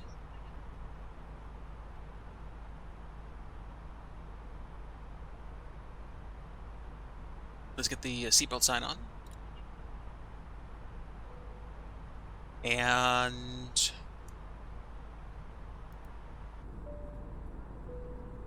there we go. I have selected 17 left. It was provided to me by the flight plan. I typically don't change runways unless I really want to land at a specific runway. IRL, I know one of the 18 runways on the right side of the airport, on the west side of the airport, is closed, but I could have just easily gone with 18 right. I don't land on 17 left very often, if ever. It's usually rare. So it's like once a year or something like that. So let me see. 340, 20 nautical miles to go. Let's go ahead and start descending slowly. Or let the machine manage it for me.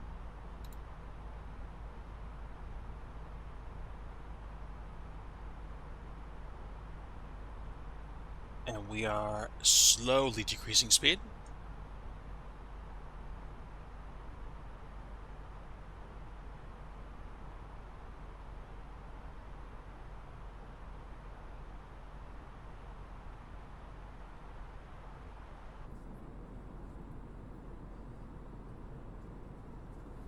From the flight deck, ladies and gentlemen, as you may have noticed, we have begun our initial descent down to our destination. Now would be a good time to wrap up any business you need to take care of as we prepare for our approach. If you are up, once you return to your seat, we ask that you remain seated until the aircraft arrives safely at the gate. Flight attendants, please prepare the cabin for arrival. Another reason why I like the fly-by-wire so much. We've got a pretty sporty descent down the 340.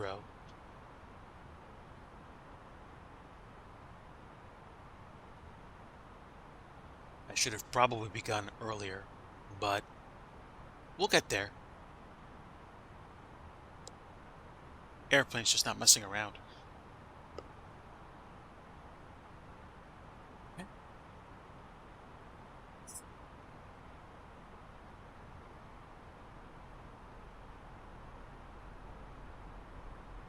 There we go. We're going to make 340. That's fine.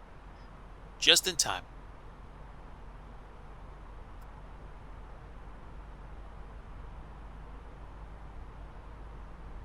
Okay, now we're going to get set for 4,000 feet at this point.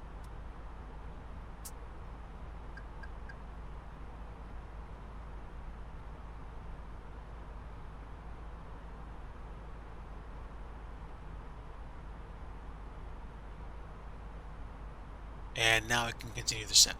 So, that's managed.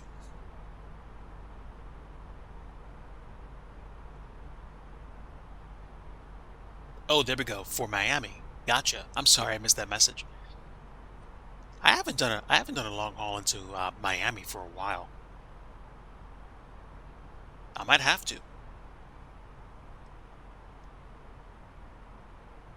genuinely, if I'm being completely honest, chat, I've kind of been stupid. I have not handled my time as well as maybe I should have, and I've just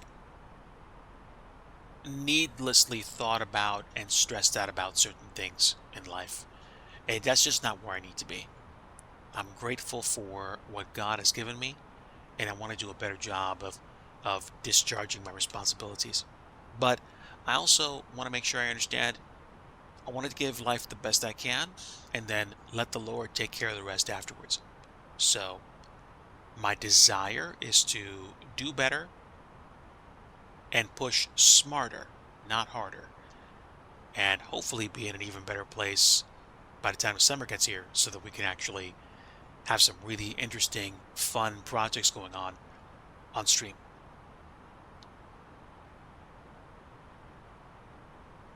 I'm not sure why all my multiplayer traffic dropped off, but I should still be online right now. I'm East USA if anybody's playing multiplayer. But we are now no longer descending as fast as we were before. We're getting to about 2,000 feet per minute. And did I take my settings off again? No. Okay. Gotta be careful. I gotta be careful. Okay. Where am I? Okay. I have since gone past Jacksonville International Airport, and now we're going to be coming in straight into the coast and preparing for arrival. So I appreciate everybody that's been on for the flight today. It's amazing to think that this flight has gone by as fast as it has. I remember the first few times I did the flight, it was like so much. It didn't seem that quick. So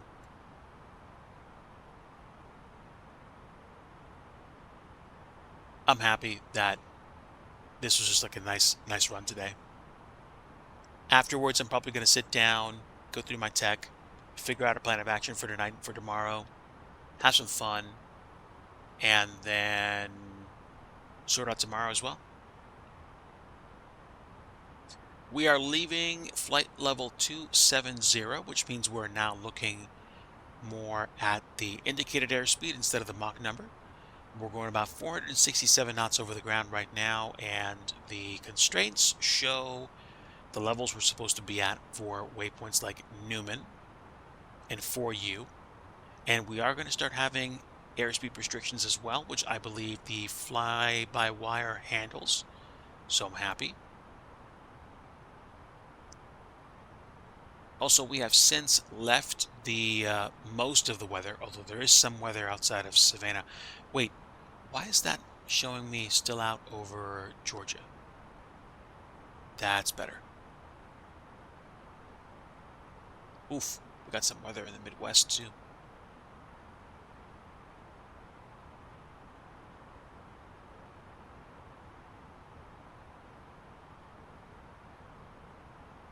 Okay, so we are descending around 2,000 feet per minute. We should be on the ground maybe in the next 15, 20 minutes.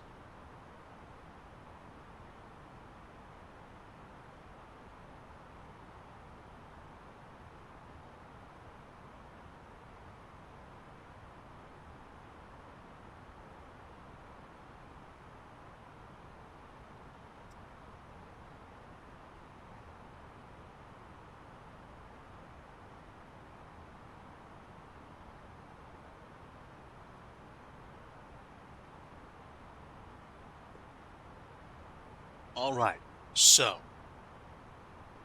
double check my settings.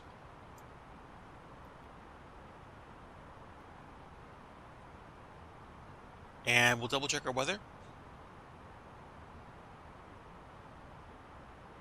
Fresh. No, looks like nothing's changed in terms of basic weather. So I'm good with what we have.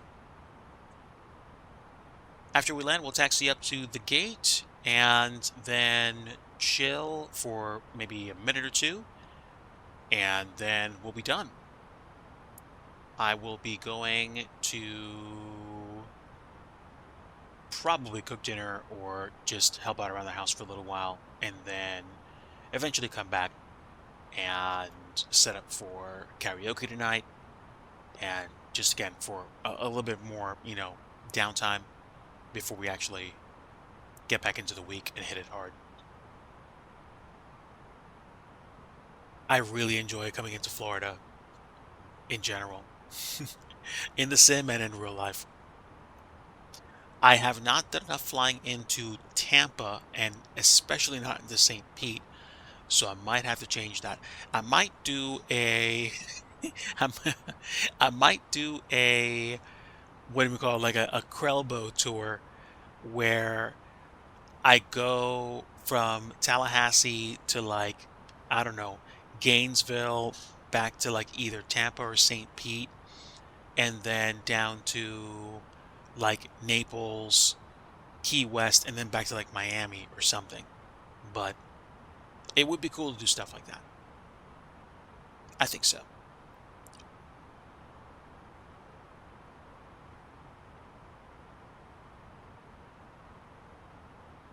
All right, so that's my coffee. Game time. About to cross into 180 after we get past Newman, which is about 3 nautical miles away.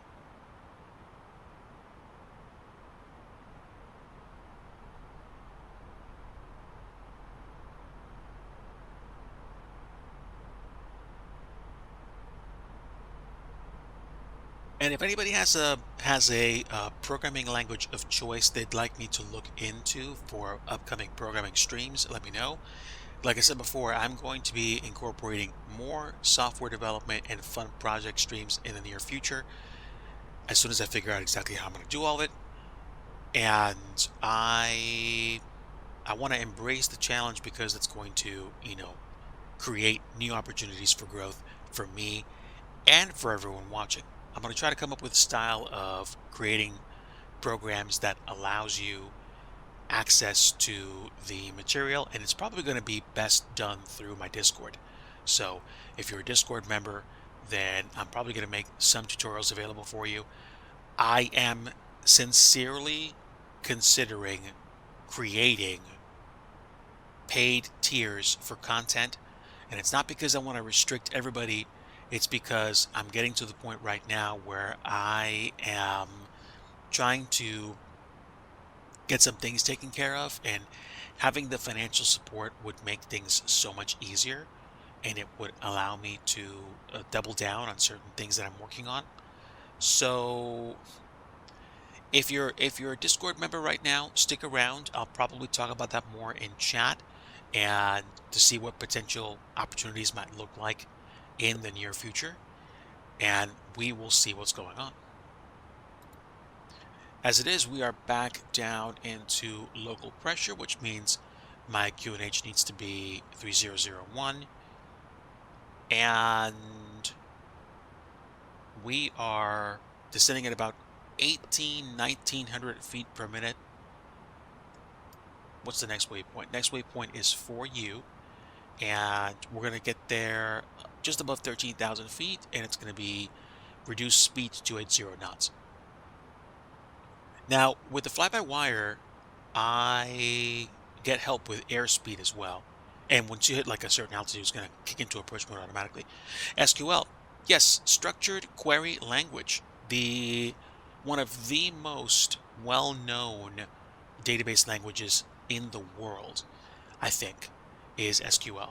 So I think it would be good for me to actually talk about SQL on stream as well, because it will give me a chance to talk about what I know and don't know. I don't know a lot, but you know, like I forget who it was that said this, but essentially, when you start teaching people, it's like a 10x on your ability to learn or to understand something. Like, you knowing something is interesting, but once you start teaching something, it just kind of like ups the level of not intensity, but knowledge building.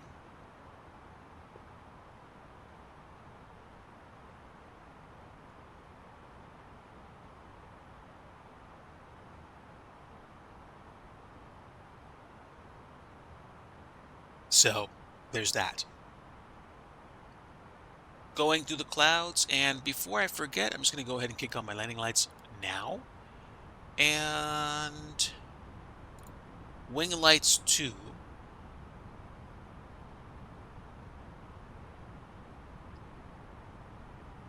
Outside air temperature is what? It's 15°C. I see no precip, at least as far as I can tell, so I'm not worried about any ice. It should be off.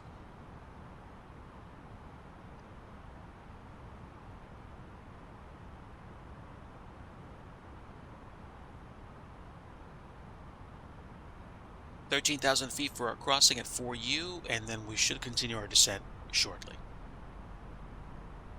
But yeah, I'm going to start thinking about some potential projects or directions we can go in. SQL is one of the database languages that's out there. It's not the only one. There's MongoDB. There's MySQL. There's what else? There's a programming language for databases that I think Amazon has. I forget. I think it's called DynamoDB. Also, I think I'd like to get into learning or relearning cloud development through Amazon, like Amazon Web Services, things like Lambda, and there's something called Elasticsearch or something like that, which I forget. So I have to figure out what directions I want to take. Like, I can't go every single direction that's out there, unfortunately, as much as I want to.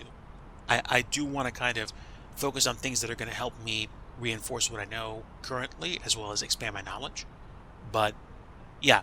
If you, now that you're on my Discord, you know where you can go to find out what's going on with my programming, which I do intend on boosting this spring, this summer, and this fall as well, just to see what happens with the whole pursuit. Because it would kind of be cool if I could do some really cool things with software dev in the next few months. But we'll see. We will definitely see. One of the reasons that can benefit me as well is because depending on what I learn, I can apply that to my scenery development as well and create things like specific, more intelligent or more interactive sceneries. So again, one step at a time, one project at a time. Meanwhile, we're coming into Big B at 10,000. We need to slow down to 250 knots, and we are doing that now. Then get out is between 11 and 9,000 feet. And we've got like, how many more waypoints to go? Maybe 6 or 7 before we land. We will see.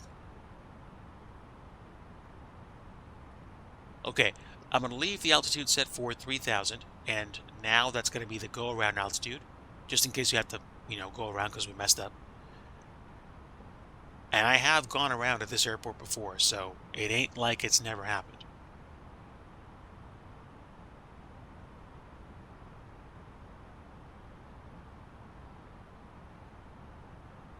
So, sit tight, chat, because here we go. I'm going to bring up the sound, just so you guys can appreciate the approach.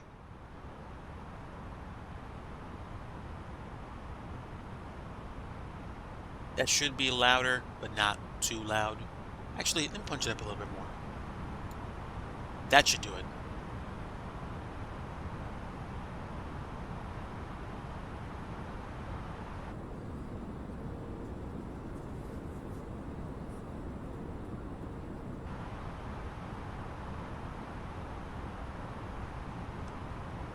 Okay, now let's see if my buttons work. I'm going to go ahead and hit the... There we go.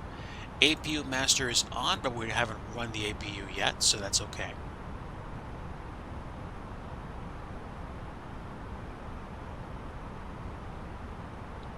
Alright, quick review. We have auto brakes medium, ground spoilers are armed, and we're going to be landing at a ref plus 5 airspeed of 151, which I think the system will hold for me, although many times I like to legitimately choose my airspeed.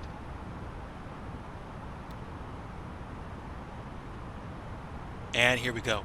We're going to make a kind of like 30 to 45 degree turn to get on the ILS approach, and then we're going to land.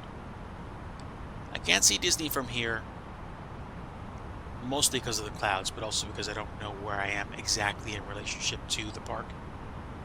But I might zip over there once we get down just to see the theme park before we go. Depends. 7,500 on the way down to 7,000 feet, and we're going to slow down some more. I'm debating dropping the landing gear just so we slow down even faster, but the Airbus is a very, very, very, you know, hey, hands off human, this is my aircraft kind of plane. So I'll let the computer handle my descent and my airspeed drop for me, which it seems to be doing rather well.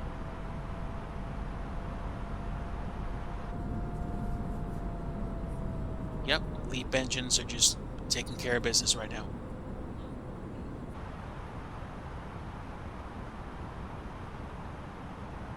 Hey, I'm Seb. Good to see you, my friend.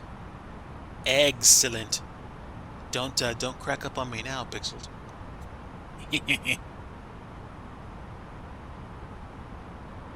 Yolk, thank me later.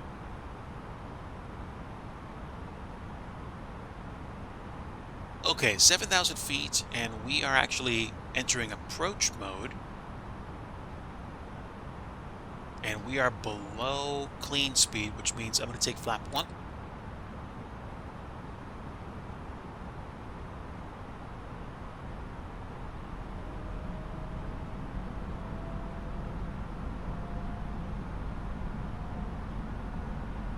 Oh, Magic Kingdom, then Epcot. Right.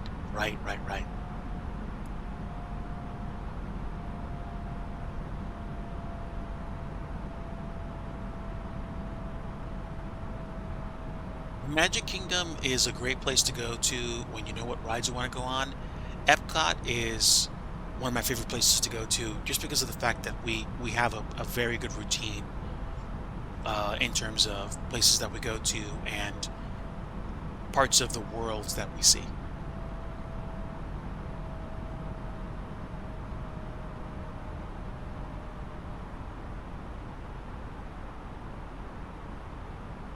Alright, we'll keep descending. Hopefully this thing will get us lined up with the approach altitude.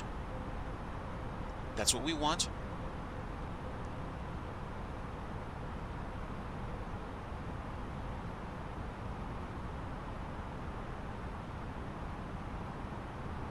You work?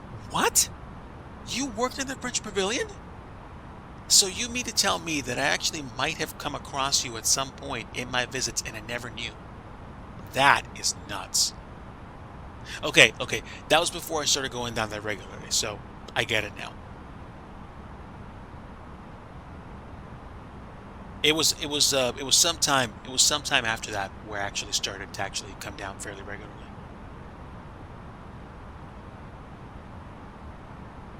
But that's dope.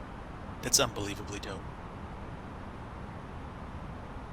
Alright friends, let's go ahead and start prepping for the arrival. I think easiest thing I can do to get myself prepped is, especially since I'm less than 10 nautical miles away from the approach, I can probably put my landing gear down now. So, here we go.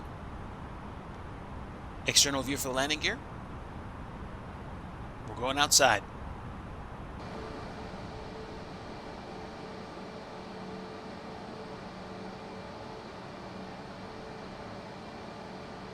Look at that. Alright friends, so we're going to, I think, cruise past downtown Orlando and line up with the runway. Flight attendants, please prepare for landing. Okay, let's see, approach checklist. We've got landing lights on. We've got the nose gear down, so I could do nose light to taxi. Turn off lights, disregard. And what do we got even? Put my dome light to medium.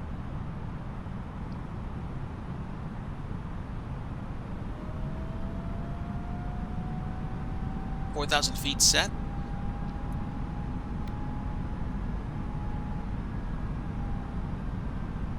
And once we turn final, I'm going to go ahead and hit approach mode immediately. Okay, approach mode's armed. Cat 3 single.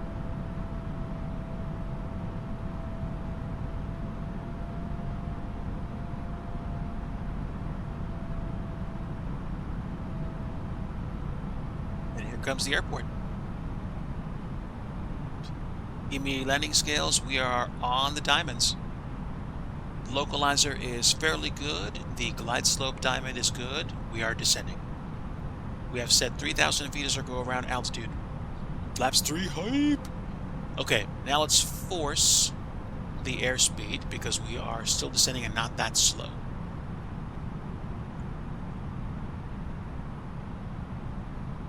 Flaps 3, so we'll do ref plus 5 is 150.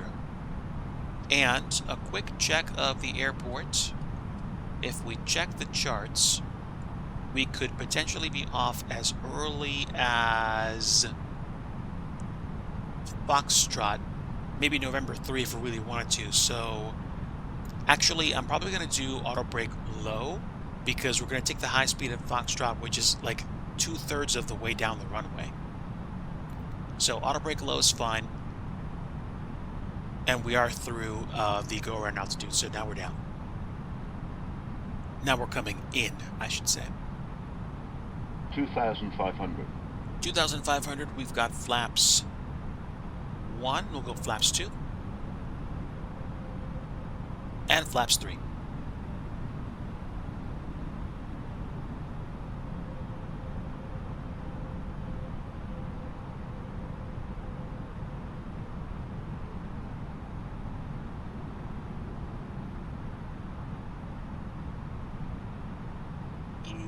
Yep, I think we're good.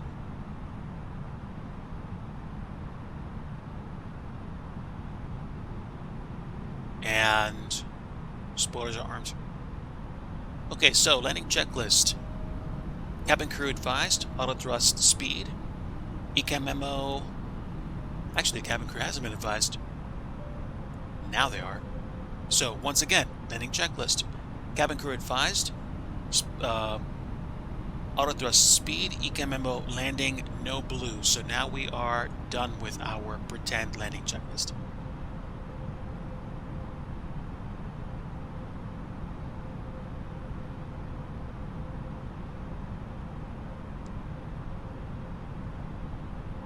Winds are still coming from the east-southeast at 13, so we are landing south.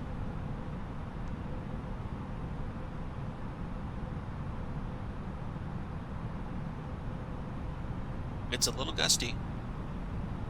Just a bit.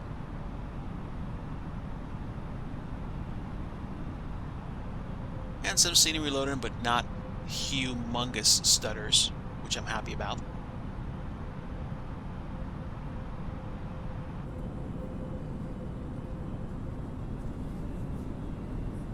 Look at all the houses and trees.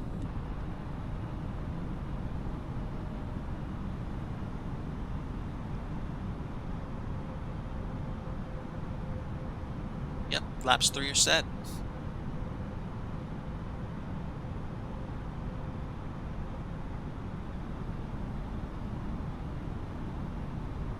Although it is a little bit gusty.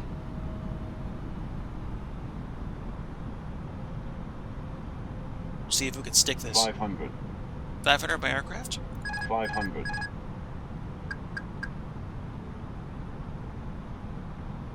400.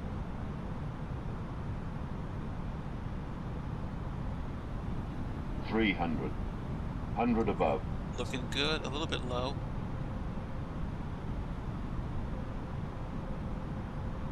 $200. Minimum. Continue. 100. 50. 40. 30. 20. Retard. 10. 5. And down. First green, speed breaks up.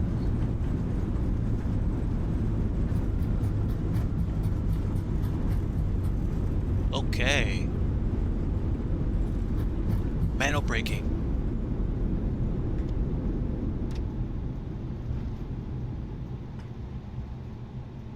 Alright folks, welcome down. Welcome to Orlando. I am barely pleased with that. Okay, this is November. Yeah, we're taking Foxtrot.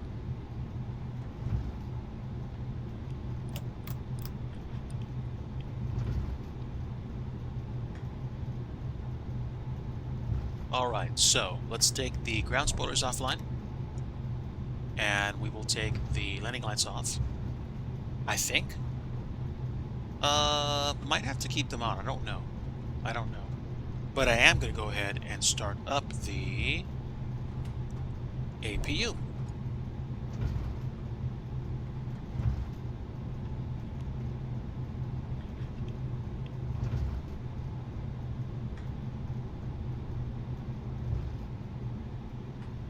So I'm happy with that landing for sure. We could probably take. Is that Echo? Yeah, we could turn on Echo 6 to Echo, and then we can take Echo all the way over to Airside 3, which I'll do because I like Airside 3. Lots of memories. But welcome down, everybody. We are on the ground, and I'm missing my turn. It's okay. Thank you, friends. Appreciate you guys coming along today. We'll go ahead and take this all the way into the gate, and we will park up.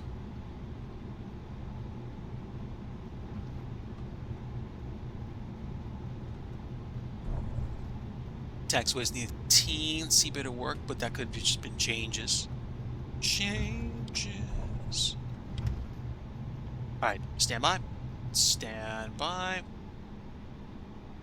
Anybody come in?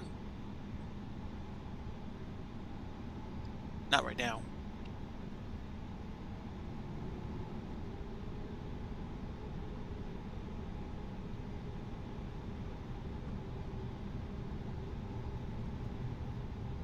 Yeah, I feel like the mesh changed. I don't know. But that's okay.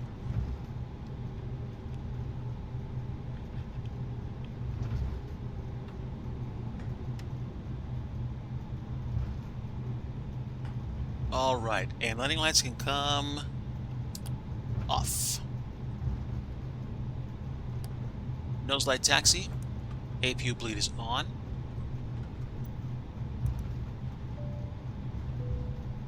Beautiful. What am I missing? Yeah, ground spoilers are disarmed. Oh, yeah, brake fan. Done deal. We'll take the land bridge over the airport highway, and then we'll turn into Airside 3. Alright, let's slow down a bit. Slow it down a bit. This has changed.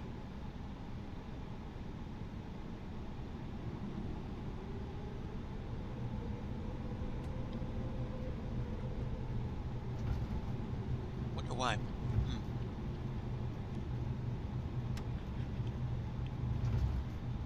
We can take the flap mode off at this point. That's it. Windows can come off, and we can turn off the constraints and flight directors.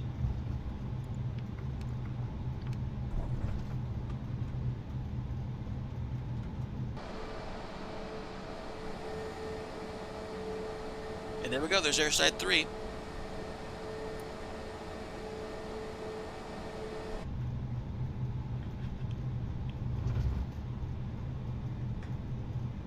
Keep it steady, Dig. Keep it steady. Let's go. I'm not messing around with this taxi. It's fast.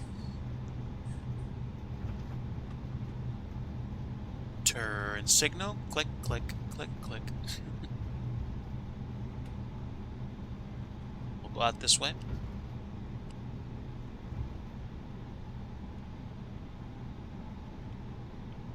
This is airside 3, right? Yeah, it is. Alright. Just go the back way and we will park up.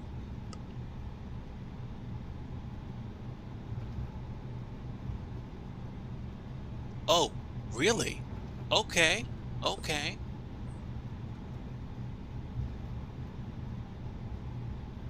So they do taxi fast.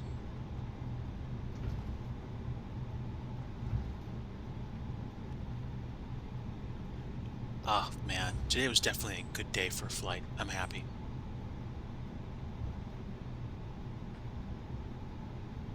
I wanna say I'm considering another flight tomorrow, but honestly, I think messing around with either scenery dev or programming is probably going to be even more desirable for me because I want to.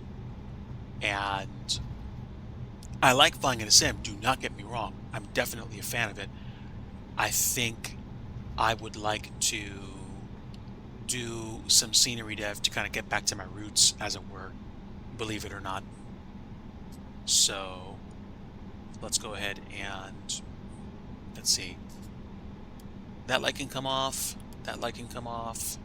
Wing lights can come off.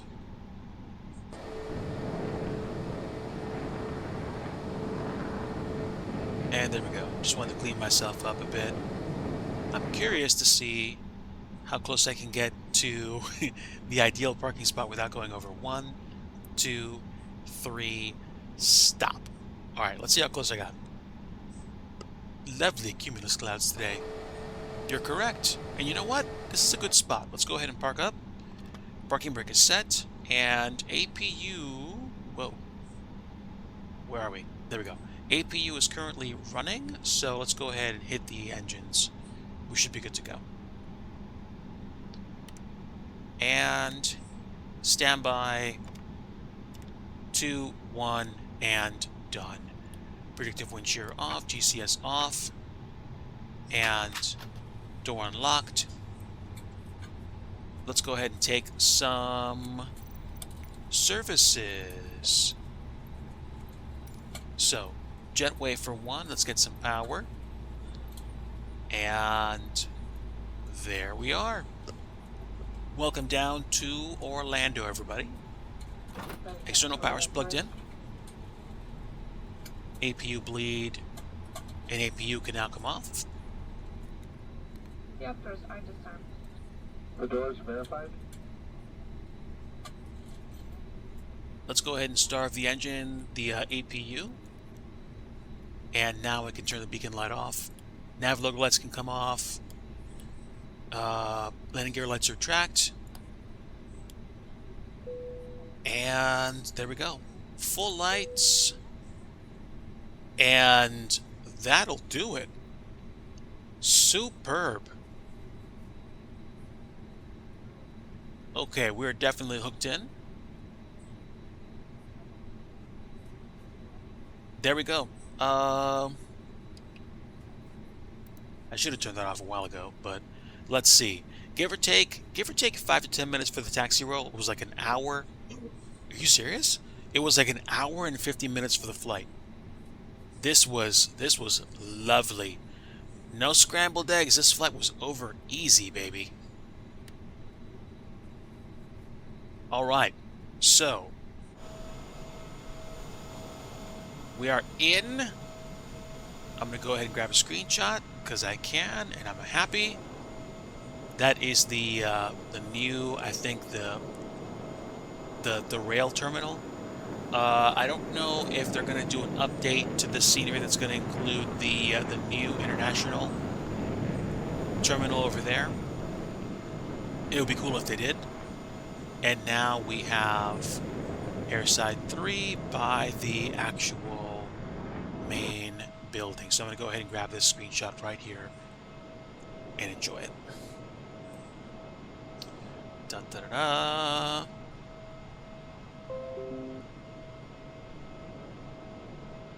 Save that one.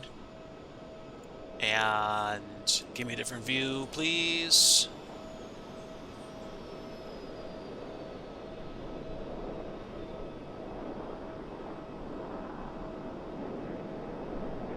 Right here should do. Right here should be fine. There we go. Sounds like we got some F-18s up in the sky right about now. That's kind of neat. Okay, engines are definitely offline, cabin doors open, and is there anything else I need to do? I don't think so. We're unloaded, that's for sure. This was a nice flight. So, alright, man of my word, let's go ahead and disconnect the jetway because it's going to disappear anyway when I move away from the airport.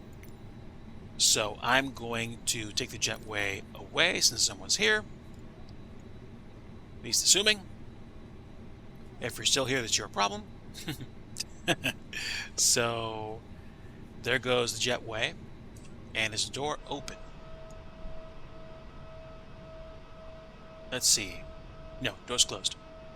Cool. So let's take the visuals outside again. And we're going to go ahead and zip on over to Disney. For the drone, we're going to go ahead and reset the position and do speed maximum. And we'll go ahead and use our keys. So, when you disembark at Airside 3, you're going to go through here, grab a train to the main terminal. And then what usually happens is if you're going to Disney and you have a scheduled service or anything like that, you take the bus, you depart to the south, I believe, and then essentially you will wind up going past the terminal building, this new terminal building at least. You'll wind up riding out on this highway.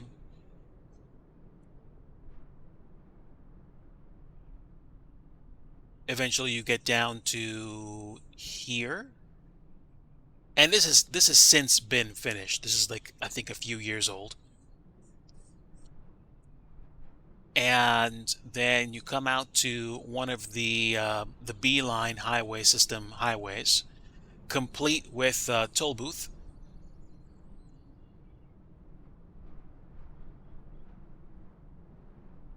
And this takes you down to Disney. So you go down this way. Several places, warehouses, whatnot.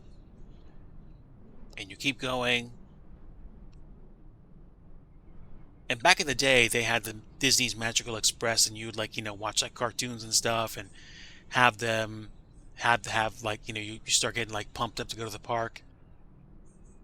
And again, you go past all these houses.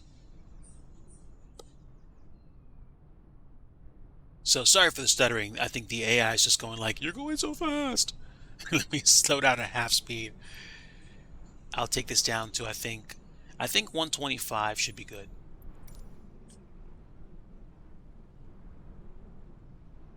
Still complaining a bit.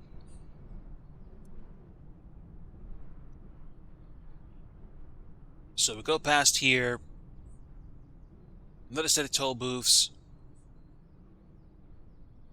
and then right around here is where you peel off to go down to the main road. SG, good to see you, my friend. We arrived at Orlando just now. We flew in from Philadelphia. I am drone cameraing to one of my favorite places in the world to spend time with family, Walt Disney World. So we just got in. I am flying over the main drag that I usually ride out to get here. Pardon my crazy stuttering. I don't want to hit the 5 button. I don't want to hit the 5 button. You go past a few resorts. Actually, they modeled this fairly well. Wow, that's not bad.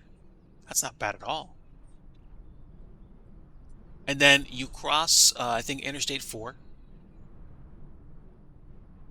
And then right around here, I don't think it's going to be modeled that well, but right around here is usually where the Welcome to Disney sign is. The trees, unfortunately, have obscured most of it, but there is a Welcome to Disney sign. And then essentially, depending on where you want to go, you can take one of a few ways to get there. Over that way is Disney Springs, what used to be called Downtown Disney. These are some of the hotel areas, like the resorts, like I think that's Old Key West and Saratoga Springs. Off to your left, you have Epcot, which we'll come back to in a bit. They have a fairly well-developed highway system out here, and you can take the highways to get to where you're going. You can see how like you loop around to go back into Epcot. And then below me also is the monorail system between Magic Kingdom and the Epcot Center. Epcot used to be called Epcot Center, but now it's like so much more. And now you have the entrance to the Magic Kingdom, where you have all these toll booths. And this actually used to be a small aircraft runway, which they decommissioned. And now we're coming into Bay Lake and the contemporary resort building. This is one of the most recognized buildings of any Disney resort that I'm aware of. This building in particular was one of, I think, the original buildings for the original Walt Disney World in, I think, the late 70s. This is Bay Lake Tower, which is a Disney Vacation Club property, which you can go to. Used to be the other hotel buildings were like that. And that is a conference center, I believe. And then literally across the way, you have the Magic Kingdom. But let me give you the 10-cent tour. One of the most interesting things about the Magic Kingdom is that you're actually walking on the second floor of the entire place. Because when you come in off of the monorail, what happens is you go down. You go way, way down. And then you walk up. So if you feel tired, it's because you basically walked up a flight of steps without knowing it. And then you come into Main Street. There's usually like a tree, a flag there. You have like a restaurant right there. And this is the main drag. You have a whole bunch of shops, a whole bunch of places for you to spend your money. And then eventually you get to Cinderella Castle. Now, I know what you might be thinking. Hey, these graphics aren't the best. I know. My photogrammetry is a little bit low so I can keep my frame rates up. But I'm also glad that I see as much as I do instead of only seeing one building in the middle of like a wilderness back in the day. Over here you have Tomorrowland, which has the Tomorrowland transit system, or the people mover. And you have this like little kind of like whirly twirly thing all the way up on top of a tower. You have Space Mountain. And over here behind these trees is supposed to be the Tron experience. Unfortunately, the trees are, like the trees that are in the default scenery obscure it. But it was also under construction at the time. Then you have, I don't know what this is, like Circus Land or something. And then you have Storyland, where you have the Winnie the Pooh ride, not Cinderella Castle, Beast Castle. You have the castle from The Little Mermaid. And over here is basically Fantasyland. Well, this is all Fantasyland, I'm sorry. And you have, on the one hand, you have Disney's PhilharMagic. Then you have the Peter Pan ride, and you have It's a Small World. One of the most iconic rides you can go on, especially on a hot day. It's a great place to go to. Then you have Frontierland, which has a steamboat that goes around in place. And over here, there's Frontierland, where you have the Big Thunder Mountain, the railroad kind of like roller coaster. which is fantastic. One of the best roller coasters I've ever been on. This, I forget what they're changing it to. It used to be called Splash Mountain. Now it's going to be something with Princess Tiana. Then back here somewhere you have oh, back here you have Pirates of the Caribbean, and this is a Aladdin ride, and this is Frontierland. So that's the entire park in like one shot. Then, if you look out this way, you have some resorts. This resort is the Grand Floridian. It, in my opinion, used to be like the gold standard of like swanky stays. And they have like, you know, expensive rooms or expensive hotel stays. Over here you have the Polynesian Resort, which is definitely a nice place to go to if you like going to Ohana, which is a very tasty restaurant. Then you have the Transportation and Ticket Center, where you can basically get a monorail to go to Epcot from here. And let's go back to Epcot. Now, somewhere between there and here is also the Animal Kingdom. So I could probably detour real quick and show that to you. King Cobra, my friend, welcome aboard. Very happy to have you. We have flown in from Philadelphia to Orlando, and I'm using the drone to fly over Walt Disney World right now. I'm trying to find the Animal Kingdom, and I think I just did find it. So, Animal Kingdom has a safari as well as a theme park piece, and I think this is a theme park. So, you have Animal Kingdom, which has one of my favorite rides in the history of theme park rides, Expedition Everest, which is supremely fun and fast. And they have other themed areas as well, which I won't really be able to show you here because it's too covered with trees.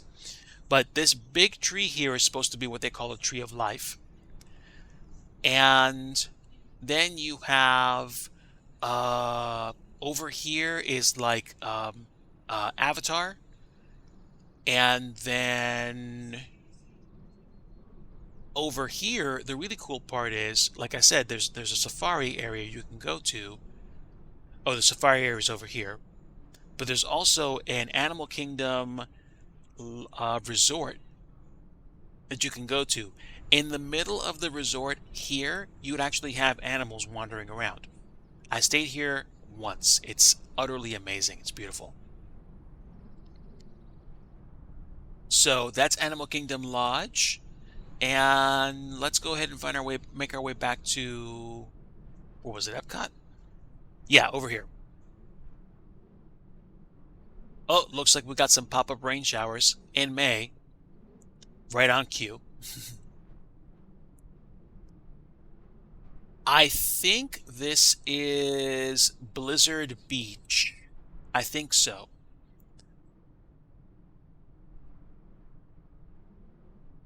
And this is Hollywood Studios. So overhead, you kind of get a very interesting viewpoint. So the entrance is... Where are we? Where's the main entrance?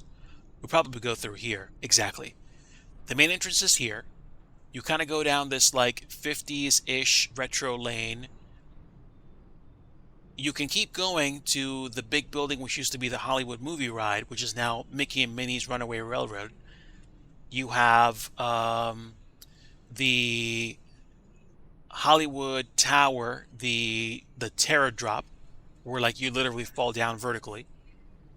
And over here you have the rock, whatchamacallit? I think this is the Rock and Roller Coaster, which I don't know. I think eventually is going to be turned into something else. I just don't know when it's going to happen. If you go down this way, you will eventually get to like one of the Star Wars places that used to be, but also they've made Star Wars Land and but I think it's literally called Batu. And you can go on the Smuggler's Run and the Millennium Falcon. You can also do Rise of the Resistance here. And over here you have Toy Story Land, home to Slinky Dog Dash, a great little roller coaster. And one of the coolest rides you can do if you like 3D, the I forget what it's called. It's something to do with like, oh, Toy Story like 3D Adventure or something, or 3D ride or whatever. And that's a pretty quick tour of Hollywood Studios. Over here we have the Dolphin and Swan hotels, which are great places to go to if you like to people watch. They're probably not very inexpensive either. And it's kind of a nice area. They lead into I think the boardwalk, as well as the yacht club and the beach club resorts.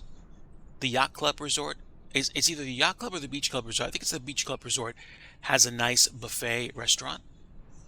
And then you can literally walk into Epcot Center, into the World Showcase Pavilion in the UK, so to speak. France is right here. So yeah, you have UK there, you have Canada, and behind this building is like a makeshift Niagara Falls. And if you go counterclockwise, you have Canada, the UK, France, Morocco, Japan, the American Adventure, Italy, home to great food, Germany. There's a kind of like African-inspired trading post. China, Norway, somewhere in here is Norway, and then Mexico, and then you loop back around to Future World. And then you have the test track ride right over here. Some other rides, including the Guardians of the Galaxy ride. And this is old because now they have a lot of, or most of, or all of the Moana experience in the middle of where they used to be called Future World. And then you have Journey into Imagination with Figment over here. And you have the Land, which has Living with the Land as well as Soarin'.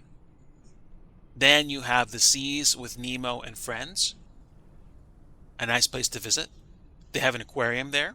You can also sign up for an experience with dolphins. And here's the iconic Epcot Ball.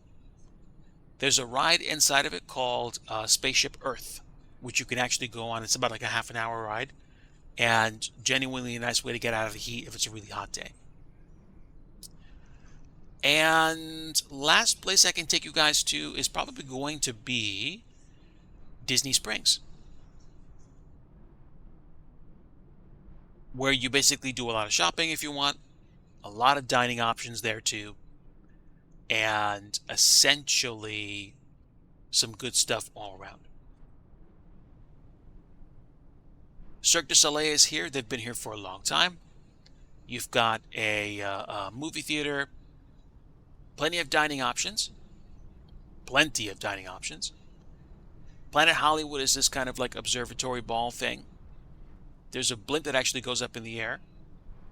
And I won't spoil it for you. There's a lot of things to do in Disney Springs that either involve eating food or shopping.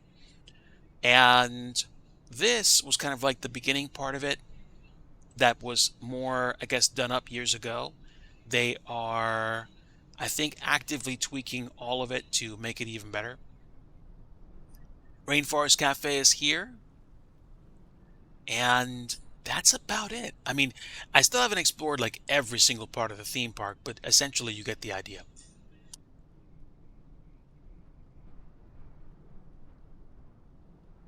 Golf looks nice.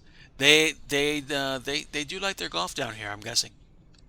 Saratoga Springs, it's basically like an upstate kind of like country club type feel, and the resorts have their own kind of like charm. You know, you play golf out here if you want. There's a lot. But yeah, Disney, with the big draw about Disney World as opposed to Disneyland, there is so much more space, which I don't even think has been tapped into yet. So eventually they might actually change that, but right now there's just so many opportunities that are out there.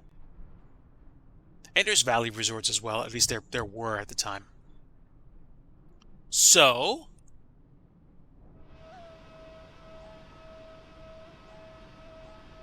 bunk, bunk, bunk, bunk. There we go. Loading back into the airport. Okay. And, oh, good. We actually got everything to load in. I'm happy. This is us. Back at Orlando International Airport. And I'm glad I took the jetway away because it would have dropped back off anyway. But that was a nice trip and a nice chance to chill. Feels a touch muggy. Oh yeah, 87, 88 degrees, probably like 60, 70% humidity. Pop-up storms. That's May. That's May down in Florida. So there you go.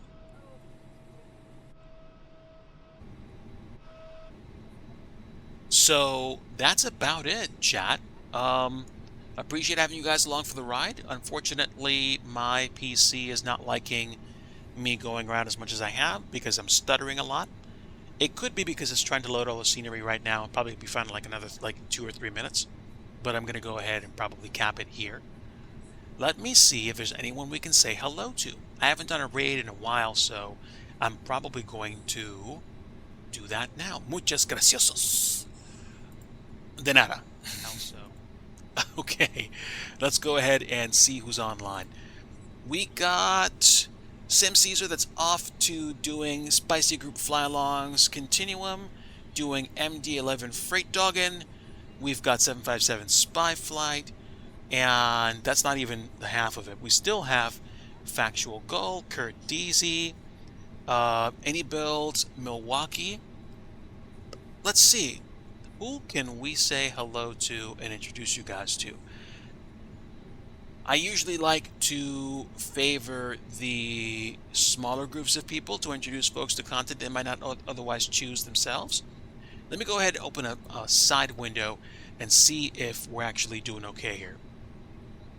They are flying at the moment. I think they're flying to Milwaukee, if not there already. So let's go ahead and prep the raid and get you guys over there. I will say hello briefly before I dip out, but folks, again, it's been a privilege having you aboard today. Thank you for your time. Thanks for lurking. Thanks for saying hello and for your support.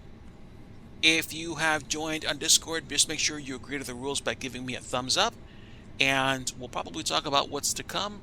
I'll probably be back on tomorrow at some point. Otherwise, in the meantime, like I always like to say at the end of every stream, if you want true peace, you want the Prince of Peace, and that's Jesus Christ. Folks, take care of yourselves out there. Much love to everybody here, and until next time, I will see ya. If you are on later tonight, you will most likely hear me singing at least once over at Moose After Dark. So take care, folks. Bye now.